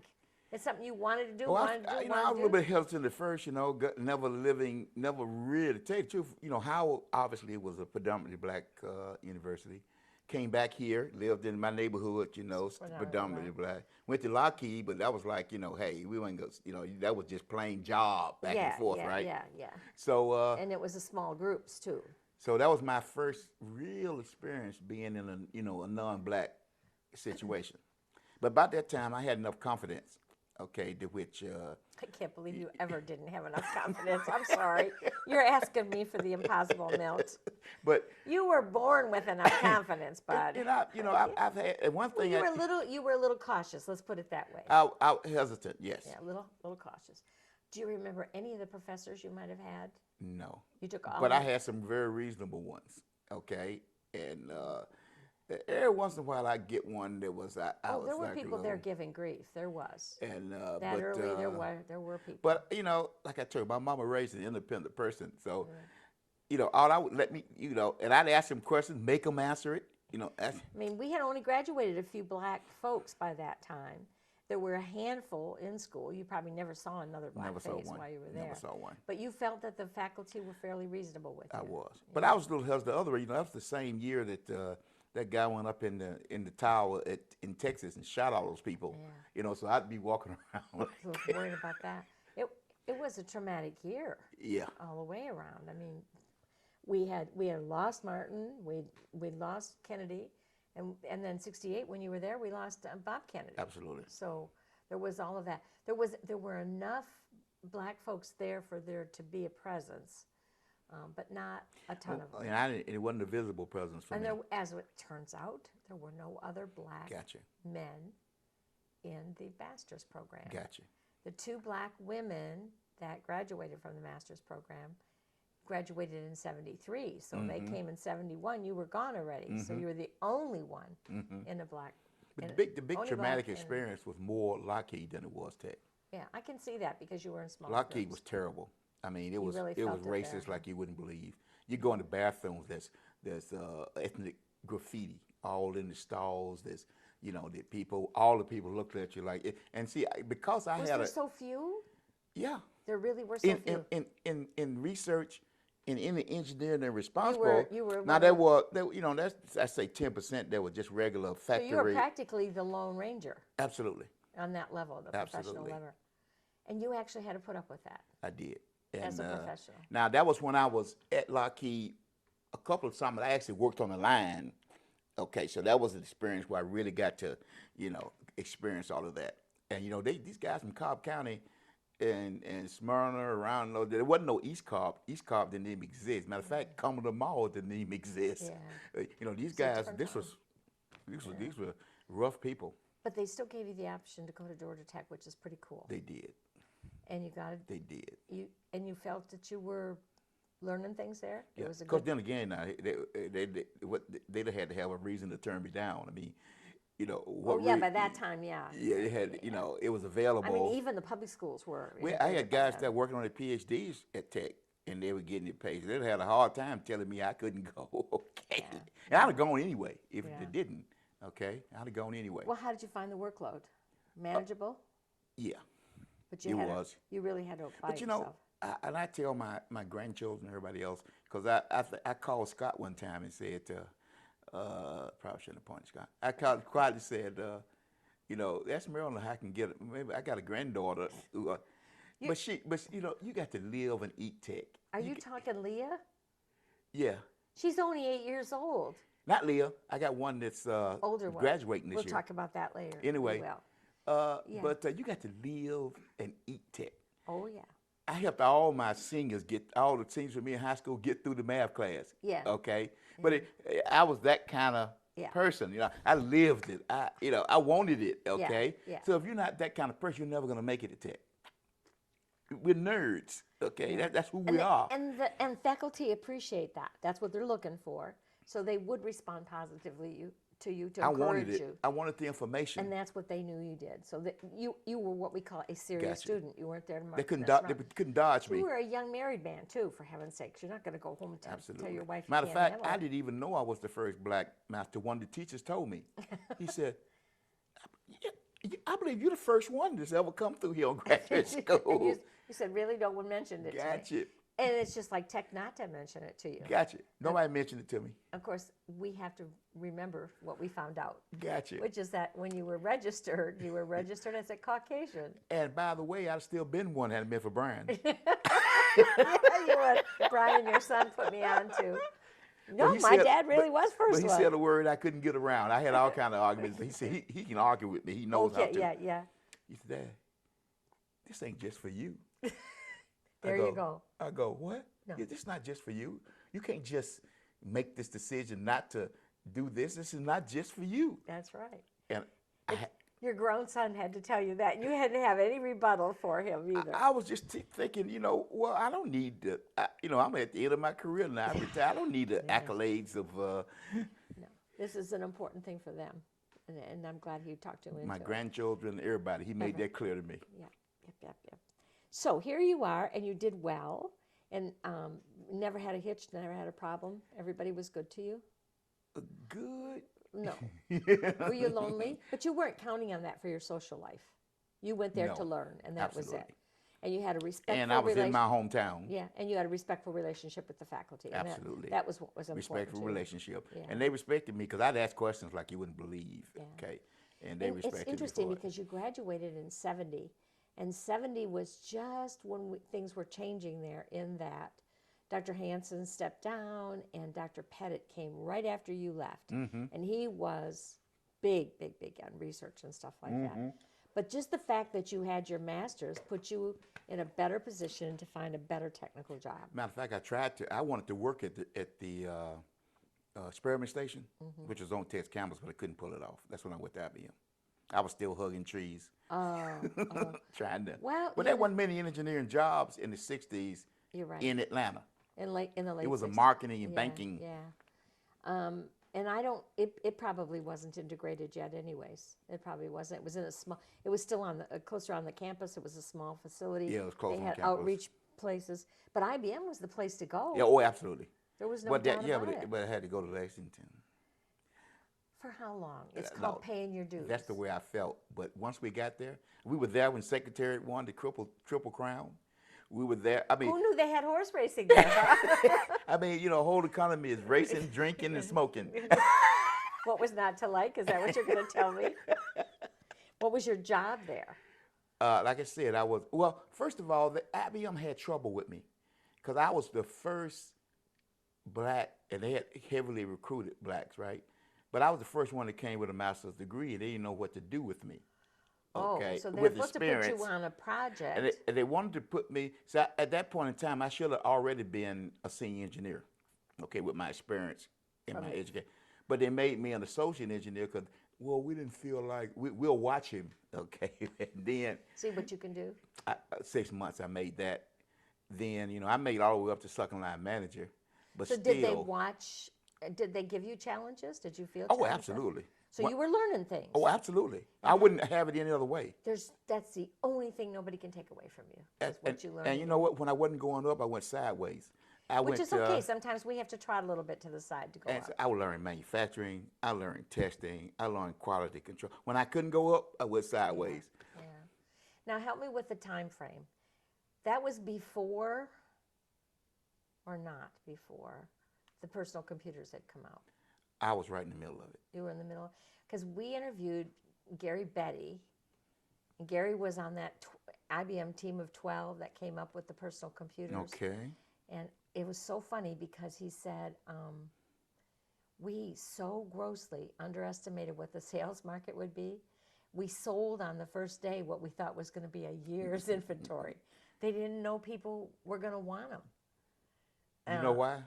Because they all saw it as corporate. Yeah. Okay. Not as So individual. it's not. Yeah, But the whole employees company was themselves run wanted by the big system guys. Yeah, and my dates are foggy about for the times and everything. The next thing that he said to me just really threw me for a loop. He said, "There's this thing called the internet." He said, "He says I've been asked to go out and take a look at one system that started out in California," and he said, "If I like it, I'm going to buy it and bring it back to Atlanta," and it was Earthlink. Everything. It was Earthlink. And just imagine him. It's something we take for granted, and I'm talking to this guy and he's telling me this, Yeah, well, there's this thing. IBM in its own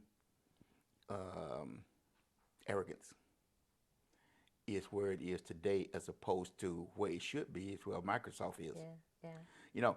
We put the PC in. They were Big Blue too long. Because then again, if we'd have made it Big Blue, it might have been delayed the whole thing. But anyway, we contracted out Gates to do the operating system for the PC Instead of doing it yourself. instead of doing it ourselves. And we didn't think we needed it. We had Intel to give us some little chips to stick in it. So it was the whole mental. We could have owned Intel and Microsoft. Yeah. If they had. But we don't need to buy anybody for what we do. We're IBM. Yeah, that was the whole attitude. And it was a corporate attitude that everybody Absolutely. there. I mean, like he said, we were shocked to And that. from a business standpoint, my MBA, from a business standpoint, we justified those projects based on big system methodology. And you can't. You can't. This is a grocery business, okay? And you sell it over and over again. Well, on a big system, once a year you might sell a big system, this, that, and other. But we gauged that and justified it. So the prices were outlandish, okay, at the beginning, which made an umbrella for the competition. Yeah. Okay, and they came in up underneath us, Yeah, okay, and you're right. cloned That's it. exactly what happened. Yeah, because there was a whole bunch of people out in California and other places, and the Earthling started in somebody's garage. A guy just putzing I wish I around. could have done that. See, Yeah. that's when I told you I was 15 years too late. Yeah. All that bunch of papers I got downstairs, the stuff they didn't patent, because back in those days you couldn't own a PC at home. You couldn't start that company in the garage. You couldn't. The stuff wasn't. The technology wasn't available. Yeah, yeah. You were too early. Too early. Too early to the fair, as they Matter say. of fact, I was probably one of the first digital systems masters that Tech offered. Because that's what you got? Is Yeah, digital systems? in digital system. Not Electrical engineering, but digital system is a your subset. major? Your subset for that. Yeah, I'm so, electrical engineering. so it did fix you up good. Big time. Yeah. Big time. Okay, so how long did you have to stay in Lexington, Kentucky? 4 years. 4. In a very conservative neighborhood in Kentucky. You can imagine what that's like, right? Yeah. And But believe it or not, we made friends with them too. Sure. How many? Well, I believe it every minute. How many kids did you have then?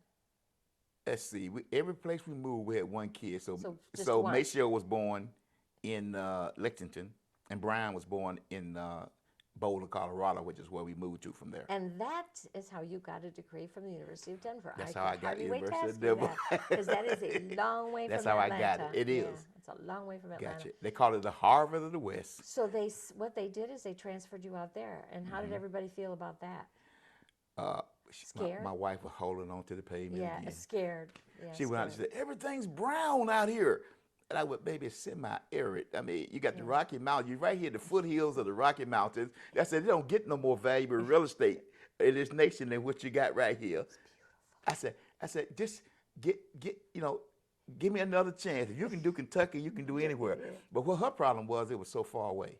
From family. Anything. There's no family. Anything. Yeah, you're right. It was. It's pretty isolated. Because we didn't have nothing It's west. a little place into itself, Boulder. 1,800 miles from Atlanta. Yeah. I mean, that was the problem. But I'm told by all the people that live out there. I visited there. I had a son living there for a while, so I've been there lots of times. But I didn't fall in love with it. But they say when you move there, you can fall in love with it. That is so beautiful. Going into the mountains, going up Trail Ridge Road, going up, you drive up about 15,000 feet above sea level. It's things you've never seen. And about 10 or 11,000, the trees go away because they can't live above that. And then you see. Okay.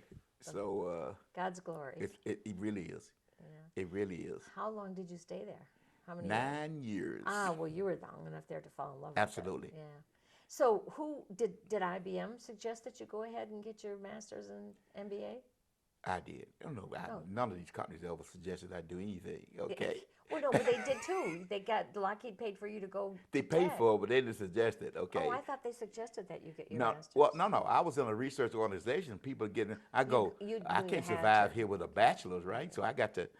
Not only that, I wanted to get my master's from Tech. Anyway, that was one of my objectives.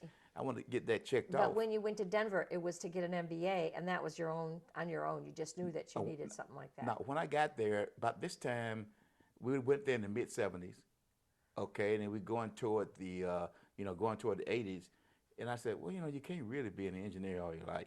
I mean, Start looking at other things, technical. Yeah. Okay, so I said, look, let's go do an MBA.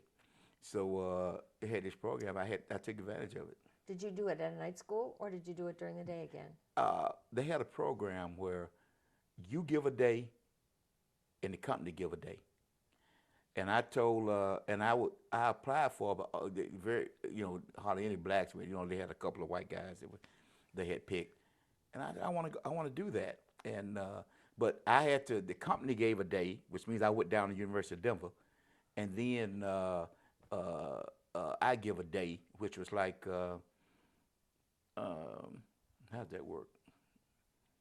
Or whatever it was. But we the time was shared between the company giving me a time off. And it was Saturday. So your day was Saturday. My day was Saturday, and then the company gave a day. A weekday. And we stay in class from 7 o'clock to 5 o'clock. So it's an all-day day. But you were $20,000 IBM paid for that back in the 80s. And but you were sucking it up, right? Big You loved time. it, yeah. That's the first time someone told me. Open your eyes big to the world, yeah. That's the first time someone told me they really right and wrong answers to problems. And I went, what? What do you mean? So we go do cases, studies, and so forth, right? Yeah. And we come in 3 groups, and we present out, and we sit back and look at the instructor and say, well, who won? He said, y'all did. We go, what? You know, engineering always taught us pi over 2, Oh, yeah. square root of 2 over 2, Yeah. you know. But that's a whole different kind But of that's thing. not really yeah. true in engineering either, but defined. But you still say it with science. Absolutely. You say that things are exact. How long did it take you to get it? Couple years? A couple of years. So It was no- painful, though. It It was was more painful than tech. really? Why do you think? Because it was just the drudgery of it all. It wasn't as driving down to Denver. Yeah. The standing class for, all that time. I understand that. When I went to graduate school, just the drudgery of finding a place to park and then having to walk to the classes took away all the fun at all. It was so And it was hard. real. You had to The love it. classroom was nothing. It was the rest of But the all stuff. of us most of the people in that class were experienced people. Oh yeah, I would imagine. Yeah, they were all probably IBMers. Absolutely. Because Well, they no, we Everybody had wasn't there on that multiple. program. That was the beauty of it. Multiple industries. Oh, so you got to meet people from other walks of Absolutely. life. But 2 years, I mean, that's not so bad. Well, it's not so bad, but and then I you tell end you, up, it was you've got it was your intense. second master's, which is pretty neat, you Yeah, know. I wanted that too. And that made you qualified to work for a lot of different I places. wanted that too. Yeah. So That's how come you see business planning and other stuff on my resume. yeah, you wrote up. In fact, most of your resume is management. Gotcha. By the wonderful Gotcha. hours of either teaching, taking. Absolutely. And by the way, it's Yeah. extended now because, see, my job, I do investments, okay, stock market and other stuff. The MBA has been just Helps a lot. invaluable. Yeah. So you get that degree, and do they promote you when you have another degree? No. Yeah. Yes? But you were climbing the ladder anyways, I was right? climbing it, but I could see the ceiling. Really? So that's why you start thinking about something And else. yeah, that's when I started thinking about coming back And to being Atlanta. a visionary is an important thing. I started to see that it was going to take. See, like I said before, the financial organization and the engineering organization were the most conservative. Yep. So as you went up that level, engineers could never envision you leading a development project where you'd have all these guys underneath you, right? And I went out and recruited people at USC, UCLA, Colorado, all over the nation to bring people in there, but they could never really give you the responsibility, although the people they gave it to were screwing it up. So, although. But you were there. You were there for, by the time you left, 13 years, which is a pretty long Gotcha. stint of being there. And I had moved quite a bit, but it just Not enough. not enough. And like you not say- only that, I wanted to finally do the thing I hadn't done, which Which was is? sales and marketing. That was something you wanted to see how I good wanted you to would do be too. at that. Yeah. Absolutely. And moving back to Atlanta made sense because Big it's time. all sales and marketing is networking. Gotcha. Now, to be very frank, my wife was, of course, I had to drag her again, right?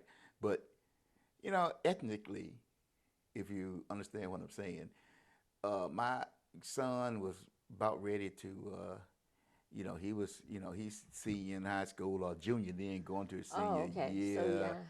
dating and Not what too, else. not too keen on moving, probably. Oh, kidding me? That boy, he didn't speak to me for a while. Now I can't drag him out of here. That's the thing. It's disruptive anytime you move. And especially But senior what year. it does is take you out of a rut and plant you in a new place. Absolutely. And then if you're going to keep growing, you got That's to what you got to do. got to do that. That's a big thing. And I can't get people to, But sales and marketing depends on networking.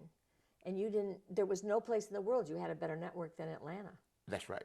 There's no doubt about that, no matter what you're selling or wanting. Well, I had remember I told you about how I was terrified of public speaking and all that back at the beginning? Well, not anymore, you weren't. Yeah, I had more confidence. Yeah.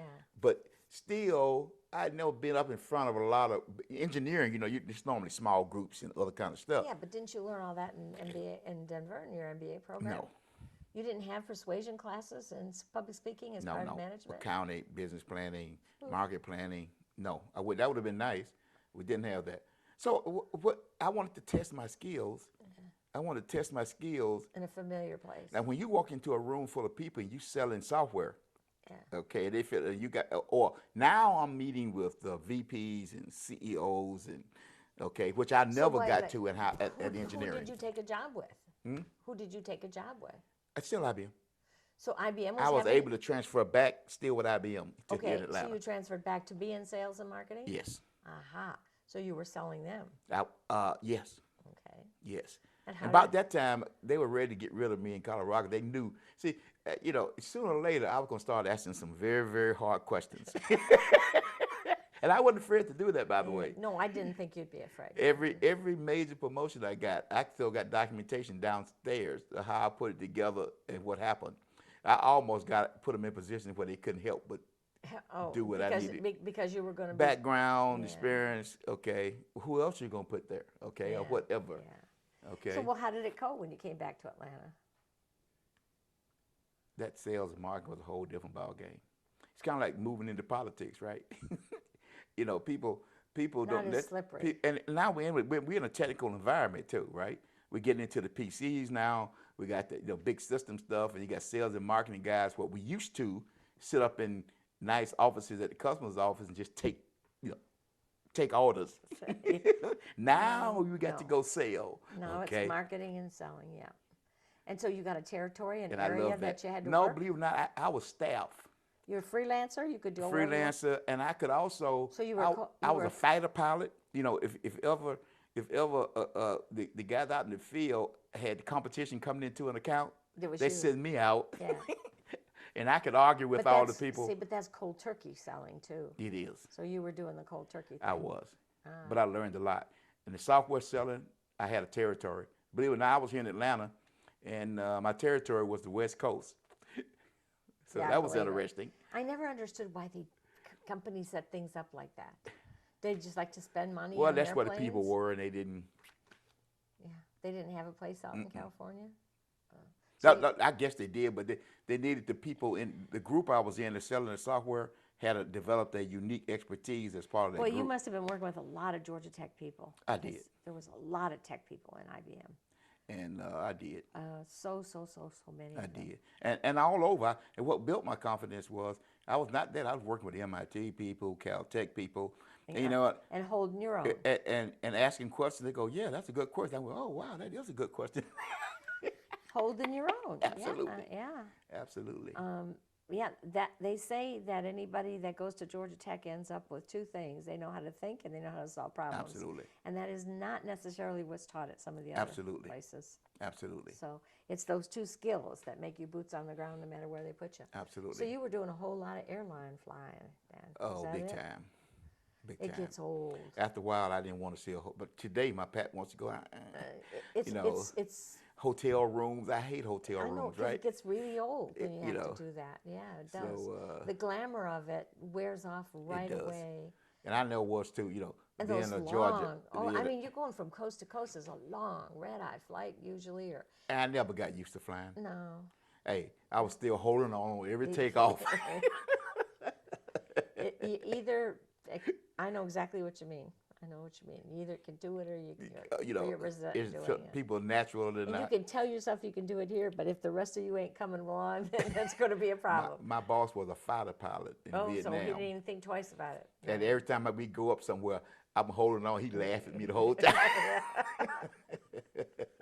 Yeah, because he didn't get it. He didn't get it. Why? What's wrong? What's the problem? Yeah, over and over and over again. So how long did you end up staying with IBM?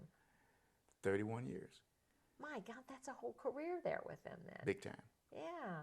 You didn't write that in your resume. No way in your resume does it say you worked for IBM 31 years.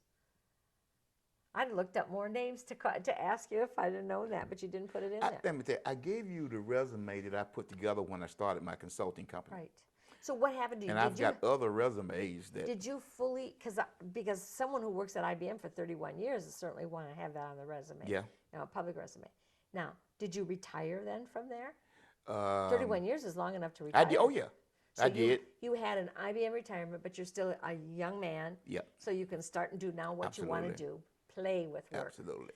And so you started... I was into project management at that point in time. Because you've had so much experience Most with experience. it. Yeah. And I became a certified project manager. I see. You went back to school to get your certification. Absolutely, and get certified. So, and then you can market yourself that way. And I put together training programs for project managers.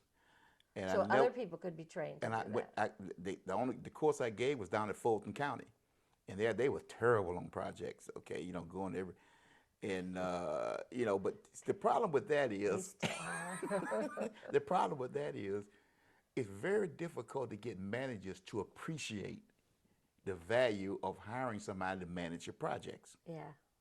Because but they spend can. millions of dollars every year with the projects gone bad, but they won't appreciate what it takes to manage one. Yeah, it takes a lot. I've interviewed a lot of project managers. If someone asked me what category I would fit in, aside from what seems apparent, I would say I was a project manager. Gotcha. Because you have to be able to have the vision to know what you're going to build and make the right decisions as you build it. And then find out 25 years later that you did the right thing. You did the right thing. Yeah, yeah. Yeah, that was good. By the way, that was the hardest job, I think, in IBM. Was being a project manager? Going out, taking a group of 10 to 12 people, implementing software or doing projects for customers. Now you got to deal with the customer, status reports, the customer, keep them happy. You got to keep your management. It's got all kind of. They're trying to stack people in, don't have the skills, so they can get the numbers up. And it was one of the hardest jobs professionally that I ever did. So when you left there, you started your company, Top Drawer? What's no. I left IBM on Friday and walked in Deloitte & Touche on Monday morning. You took a job with another company then. I didn't know Monday you did morning. Not letting any grass grow under your feet, you moved right along. Monday morning. Well, you must have been looking for that job before you retired then, huh? Were you going to go in as a consultant? As a consultant? As a senior manager at Deloitte & Touche. One step below a partner, yeah.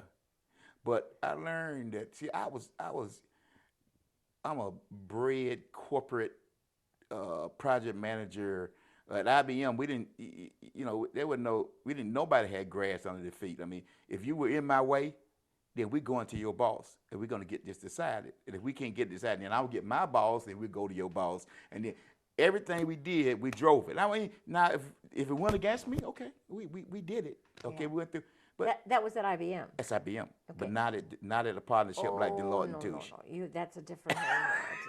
Whole different ball game. Yeah, lots more lawyers over there. And more politics among the partners.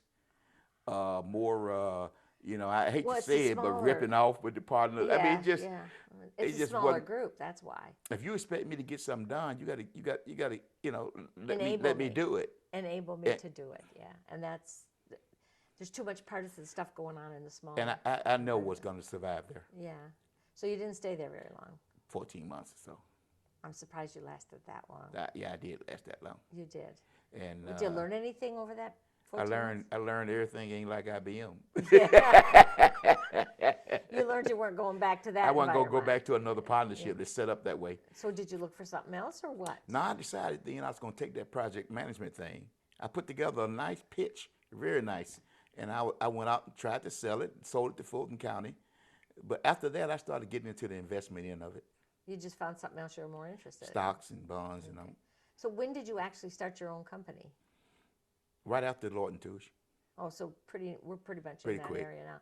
Now, I got to ask you this. I know you have patents. Yep. And I know you could have had many more patents, but you actually do have registered patents. Gotcha. Under where? When did those come about? IBM. So those did happen. Those are IBM patents. Most of them are early in my career. Really? Yeah. How did you? I thought when you did something like that, the company took it. It does, but now the company can't get a patent. Individuals get patents, but the company makes you sign away at the beginning the fact that everything you get is theirs.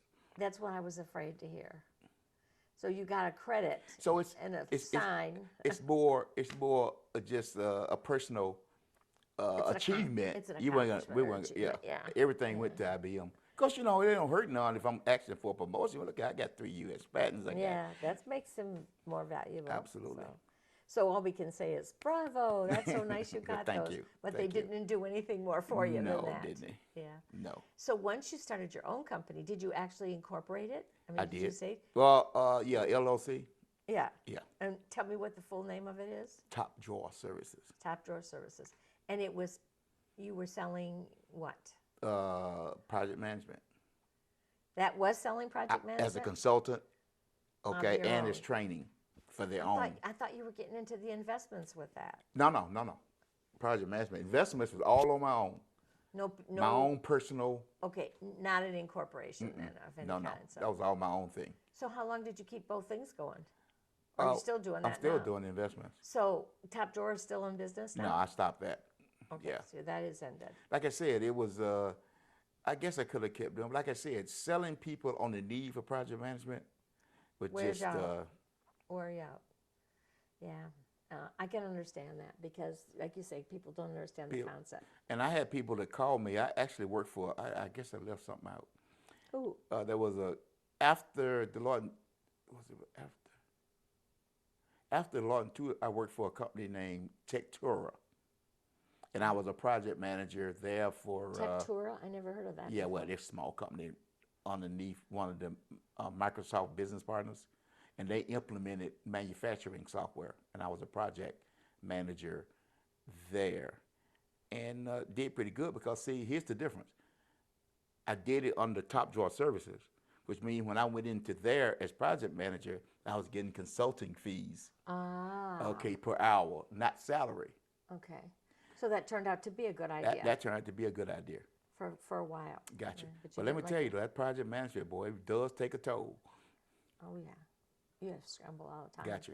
There's a lot of that. I read a lot about that at Tech because of the different buildings that are being built. There's usually a project manager that are almost on every project we do now, on anything, whether you're putting in a new HVAC system or you're building an exhibit or you're building a building. Anything that's got a budget, a start and an end time of the project. Yeah, they end up having a separate project manager.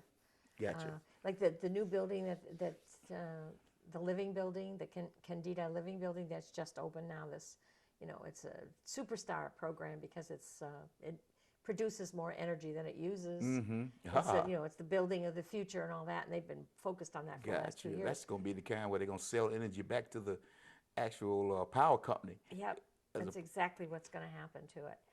And it's got spare parts everywhere. It's a strange building. But the project manager on that is a project manager for SCANA. Mm-hmm. And so that's the company that got the contract for it. So, okay. But then there was the project manager to represent Georgia Tech, too. So there had to be harmony between all of these things, But if you don't have somebody who knows who's on first. Matter of fact, the optimal way to do it is to have, and I tell people this now, you hire the project manager, the company that's receiving the services. You hire the project manager because it's kind of like a lawyer. You want someone that's in your benefit. That's going to watch for you. That's going to manage your budget. It's going to tell you when they're cheating. Yeah. So if I'm on the other side and I work for the company that's delivering, see, then they're beating up on me to maximize their revenue. Okay? Yeah. And nobody ever talks about that. Nobody. You don't read about that in the paper. But you want to get an independent project manager representing you. Let him manage the project, including those people. Yeah. Okay, and then he's ratting on everybody and putting the plan together and doing what he needs to do in your benefit. Yeah, just like your lawyer standing up for you the best. Now, convincing a guy, a CEO or a CFO, that they need somebody like me. Yeah. Okay. Yeah, because the CFO or the CEO is not going to be a hands-on kind of guy. All they're saying is, how much is it going to cost me? Yeah, they're going to and how much I'm going to have to pay you? Honest to goodness, that's the truth of it. Yeah.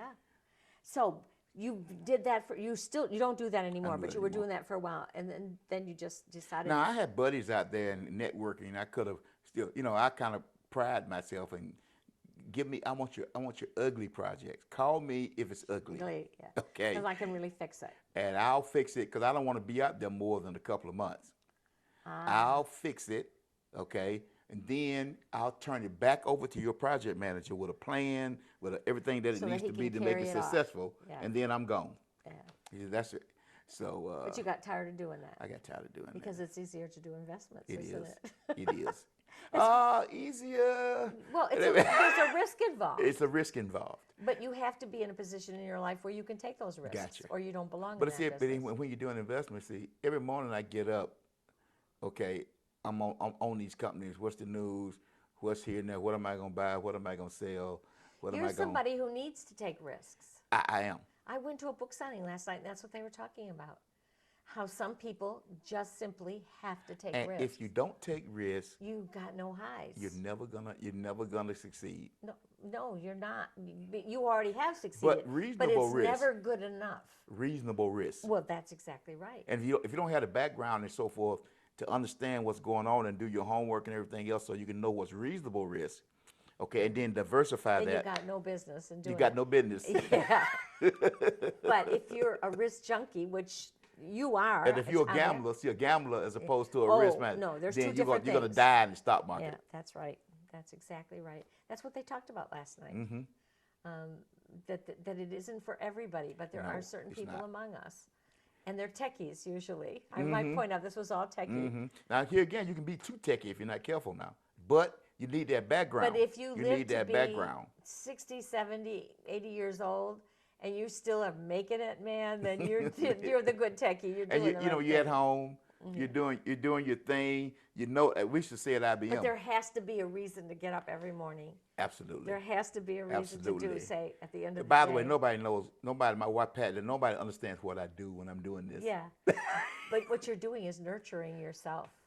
It helps. And if you're lucky, you're filling your bucket. And if Gotcha. you're not, well, then at least you're nurturing yourself.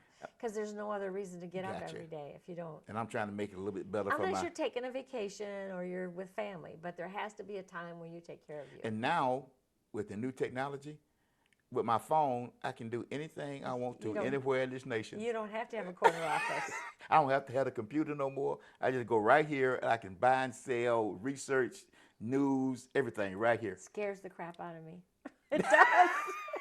And it's going to get worse. It scares me because you're vulnerable. That's right.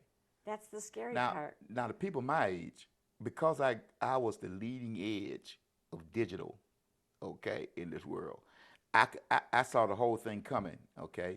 And I even, by the way, I probably didn't tell you about this part. I got scared at IBM one time. I actually was developing my own applications, okay, and selling it to people out here. But anyway, because I was part of this, okay, then I'm 74, but I'm not intimidated by the technology. Okay, that's amazing. Yeah, that's you got people. That's a big ingredient, right? When you got people my age, when they start looking at their cell phone. Oh yeah, panics. It ought to be able to use the tools. Yeah. So you're in the right position to do all that. It still is scary because it's such a scary world right now. And let me tell you, I don't sit here many a time. The privacy issues and the hacking issues and all that. How do you stay ahead of all Well, that? the privacy and hacking is not. What bothers me is back in 2008, when Bush and the crap and Obama came in, and this thing was, and the market dropped. Yeah. Oh God, 50%. Yeah, that's pretty scary. And you know, that's the first time in my life I ever had a money market fund go below its base investment. Now I'm sitting down in my office. The only thing to comfort you is you weren't alone. There were so many. You got to figure out when do I get out. But there's a whole lot of people that still haven't gotten out. I know. And it's 13 years and lost later. A lot of money. Yeah. Or they got out at the bottom and didn't get back in because they were scared. Yeah, that you can't be scared. That's right. You got to be confident. Absolutely. So Milt, we've been on a memory trip. We've been trotting down the road about the people that you influenced and people who influenced you, about life in general, about how doggone lucky you are. No one would ever say that someone who lost their father when they were so young was lucky. But your mom, Rosa, chose well. She found somebody that could be your pop. And although, it may not have been the perfect situation, it still was darn good when you think about what some other folks might have had to deal with. And believe me, I've heard stories. I know. Of families that I know. Just, it breaks your heart. You find yourself saying, how could people be so hard to other people? Do we ever understand man's inhumanity to man? We don't. I mean, all we have to do is think about the world and the wars and the Holocaust and the POW camps and people who are just evil and do evil. Other people at the border. Yeah. How can you treat people like that? Kids. How can you? kids. I cry every time I see Yeah, it. it's heartbreaking. And so, it's good to look back and we can count our blessings. Has it been a perfect trip? Heck no, nobody gets a free ride. I mean, Mm-hmm. and are we saints? No, we're not saints. We make all kinds of mistakes along Mm-hmm. the way. But overall, how fortunate you are, I am. I am And blessed. I'm very. there's people I along am. the way. I mean, you married way above yourself, I pal, to did. start I with. did. I want to tell you Shh. that. Shh. Well, I only been here for a day, but I'm God, telling she's listening. Yeah, no, way above yourself. No, what a good fortune to have such a life mate that you can dearly, truly love and say that from beginning to end. Even if she didn't want to go to Colorado or other places, it doesn't matter in the long run, Gotcha. does it? None Gotcha. of it really matters because the time goes by so Gotcha. fast. It does. It's just, And we're the same. In the Bible it says, and I was almost said this word. Pat Hasty hear me say it. Flush, not like toilet, like. Yeah. But we become the same flush. So we don't know what's separate. We don't that word. We don't know what that means. You can finish each other's sentences. We don't know what that means. We know each other so well. And from somebody who doesn't have that, I can't tell you how much I envy you. It's just a wonderful thing. So I asked you, please, to think about maybe some of the mentors that you might have had over time. You've mentioned a lot of them, more than most people do, which shows me that you have a lot of gratitude. I do. But I want to know, do you have any hobbies or anything that you really like to do on Saturdays and Sundays? Or any other day of the week. You've just about had it with traveling, because who likes to travel when it's got to travel in this kind of Well, world? a lot of my hobbies, like for instance, I just consider the yard a hobby. Okay, that's I definitely a hobby. play golf. And your yard's beautiful. Oh, you do play golf? Oh, And wow. but 74 years old is it's becoming a task now as opposed to a Well, on a hobby. day like today, yeah, but when it's perfect. But your legs, after so many years of football and baseball and all these kind of things. You got little things here and there that twinge, right? So the thing that turns me on now though is the investments, the stock market, the finding companies, the investing. That's what. And by the way, my youngest son Brian, he thanks me now. He said, "Only thing I wish is you to turn me on to this earlier." Okay, but he's kind of blaming you for lagging behind here on this. And huh? he's a lot more risk acceptance than I am. Well, that comes with age, of course. And he's got a long time. but he's a marketing guy. We used to have a joke that said that a marketing guy and an engineer went to a meeting and said that the marketing guys never had a bad meeting, the engineers never had a good one. That's about the way it would go. Yeah, because the engineers are looking at their watch. All the alternatives and what can happen to you. The marketing guy just wanted whatever. It looks good to me. Yeah, it looks good to me. So, this is a hobby for you. Your life does not depend on how your investments go. So you can amuse yourself that way. I could. And it gives you something to get up for every day. And not only that, I'm afraid to trust anybody else with it. Do you? I don't know. I'm going to skate right over that. Yeah. Okay. Yeah. Yeah. Some of us peasants have to have companies that do it for us. Yeah. And you do it for yourself. Yeah. Is there anybody? I mean, do you like sports? Do you go watch football games? Or? Yeah. Pat and I believe that's another thing we have in common.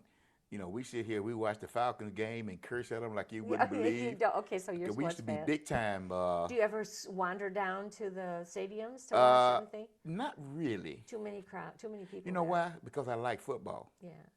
And you go down to that stadium, half the time, you can't see. Half the time you talk, you don't know what's going on in the game. Yeah. I'm just asking. Now, every once in a while, we go. If I can get a group of friends to go down, we can talk and this and that other. Game is kind of coincidental. Okay, yeah, it's a boy thing. You see, yeah, then fine. But it could be mixed, it could be couples and things. Yeah. But I went down with my brother. He came and got me to take me down to the Dome. Right, I knew I had never been not Dome. It's not Dome. Is it Mercedes? And I never been down there. Well, it's an experience. It is. Yeah. And we parked down there. And we walked around, then we went about this long thing across Northside Drive, all the way up and around. That he was in the upper deck, okay. And then we got up there, and him and his buddies have got earphones and radios, okay. And one of them, you said to yourself, "Wait a minute, I could have done that at home." And one of them's Besides reading that, the newspaper while he's listening to the game. and you're calculating in your head about the rent that they're getting on property that could- your mother used to own, I aren't could you? have been drinking Crown Royal and looking at a 75-inch TV. Why am I? I knew that was what you were going to say. I knew it. I knew it. I'm not going to talk about sports anymore. Are you much of a reader? I am now. I didn't used to be, which is part of the, Yeah. part of the, I don't need no English. Yeah. But And I now don't you- do a lot of fiction, though. No, Just straight. You read nonfiction. I got to be better for it. I Yeah, got to be. Yeah. So I'm reading right now, reading the Constitution and the Boy, that's serious the stuff. Federalist Papers. Now you talking about serious? Oh yeah, that is serious. That's But serious. there's some really interesting things. That Broadway show Hamilton. Yeah. That sparked some interest Gotcha, in absolutely. so I found myself The reading thing- some of those things what too. sparked it for me is the current state of our government. Well, I don't even want to go there. Yeah, but I'm not going to go there. Because it's too upsetting. But I now understood things about the government I never understood No, before. because you took them for granted before. But now you got a reason to search them out and see why did they do this way? Yeah. And there was one more thing for people like myself, who I call disadvantaged for it. IBM gave us an environment to which we didn't worry about any of that. Yeah.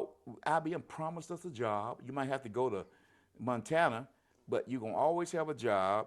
Economic downturns, we didn't care about much of that. No, you were Okay, secure. we were just. It's a bubble live. You were living in the bubble. I was. Yeah. And then all of a sudden you come out of that and you go, oh my goodness, Yeah, this is. it's a pretty scary world. And you start dealing with regular, I don't want to say regular people, non-corporate people, Yeah. let me put it that way. Okay, and this, that, and other. And it's a whole different world and ball game. People are wheeling and dealing. It's a whole different thing. And you step into a little bit of it and think, hey, this is kind of fun. It's not bad. Yeah, it's not fun. It's So, fun. And then when you get a yard for it, you can go out and cut the grass, or you got a beautiful yard, your backyard's just And not every gorgeous. company was IBM. No. So I Well, you was. found that out, didn't you, in a big hurry? Yeah. Are you much of a cook? No, none. You left that to I'll me. go get. I tell Pat. I said, I'll go get this anything you want in the styrofoam. You're big on carry-out. I'll see? carry it, but I don't go cook anything. Just as long as once in a while you spare her Absolutely. from doing Absolutely. that. So that's a good thing. Absolutely. yeah. Friday, this is her day, by the way. Were you taking her out? No, Oh, Friday you're on is your day- own. You're on your own. Yes, Fridays, on your own okay. day. Everybody should have some time off from this kitchen, so that's a good thing. So now we come to the part where, do you have some mentor that you want to recognize that you have not Well, brought up? Let me, real quick.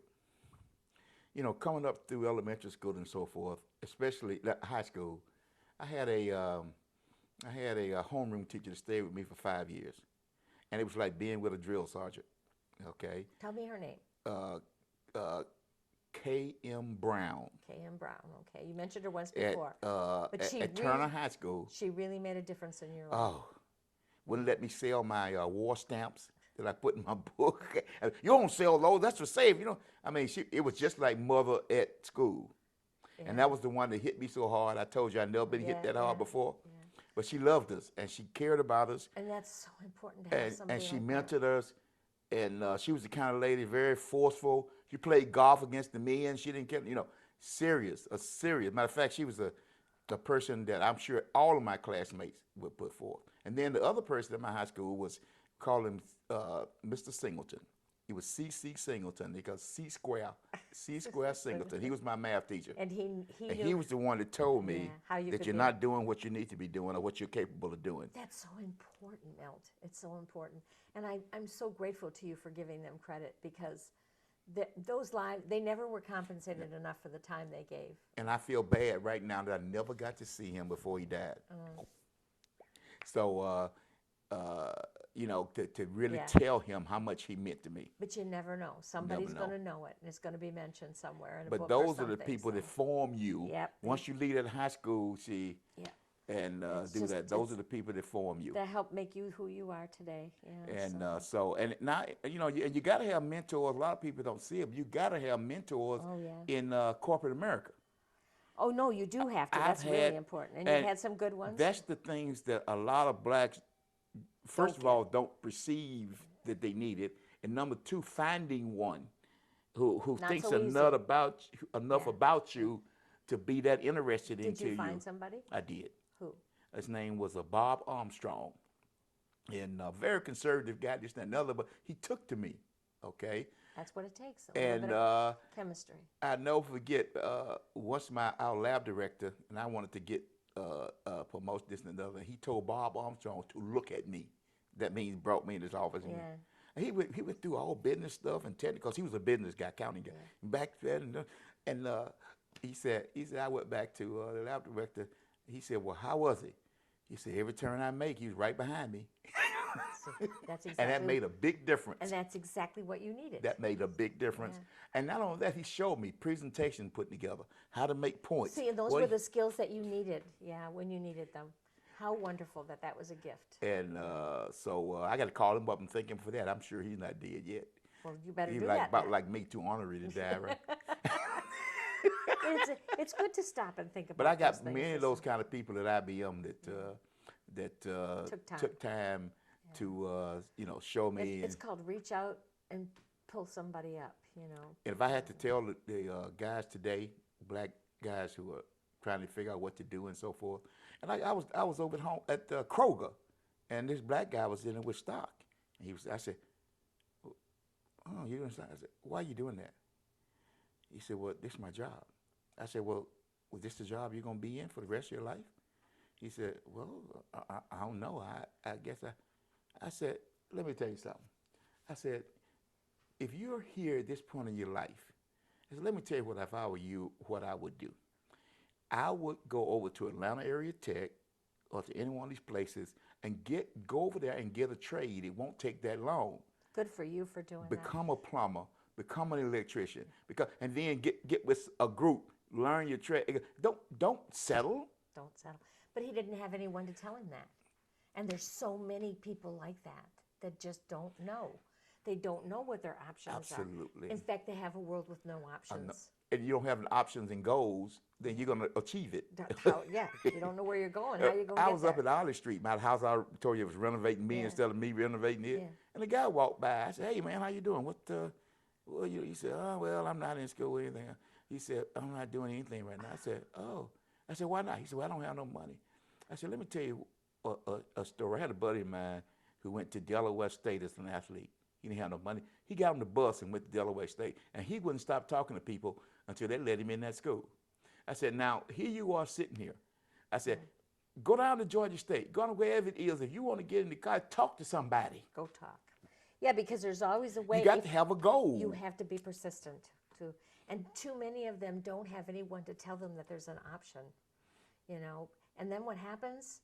The world happens to them. Absolutely. And they get involved in something where they're looking for something better and it's the wrong path to be taken. Or they're married with 2 kids and they still at Kroger. It's what you put in your head that nobody will take away from Absolutely. you, that you can build on. Absolutely. And that's the message. Absolutely. You could be a motivational speaker in some of these.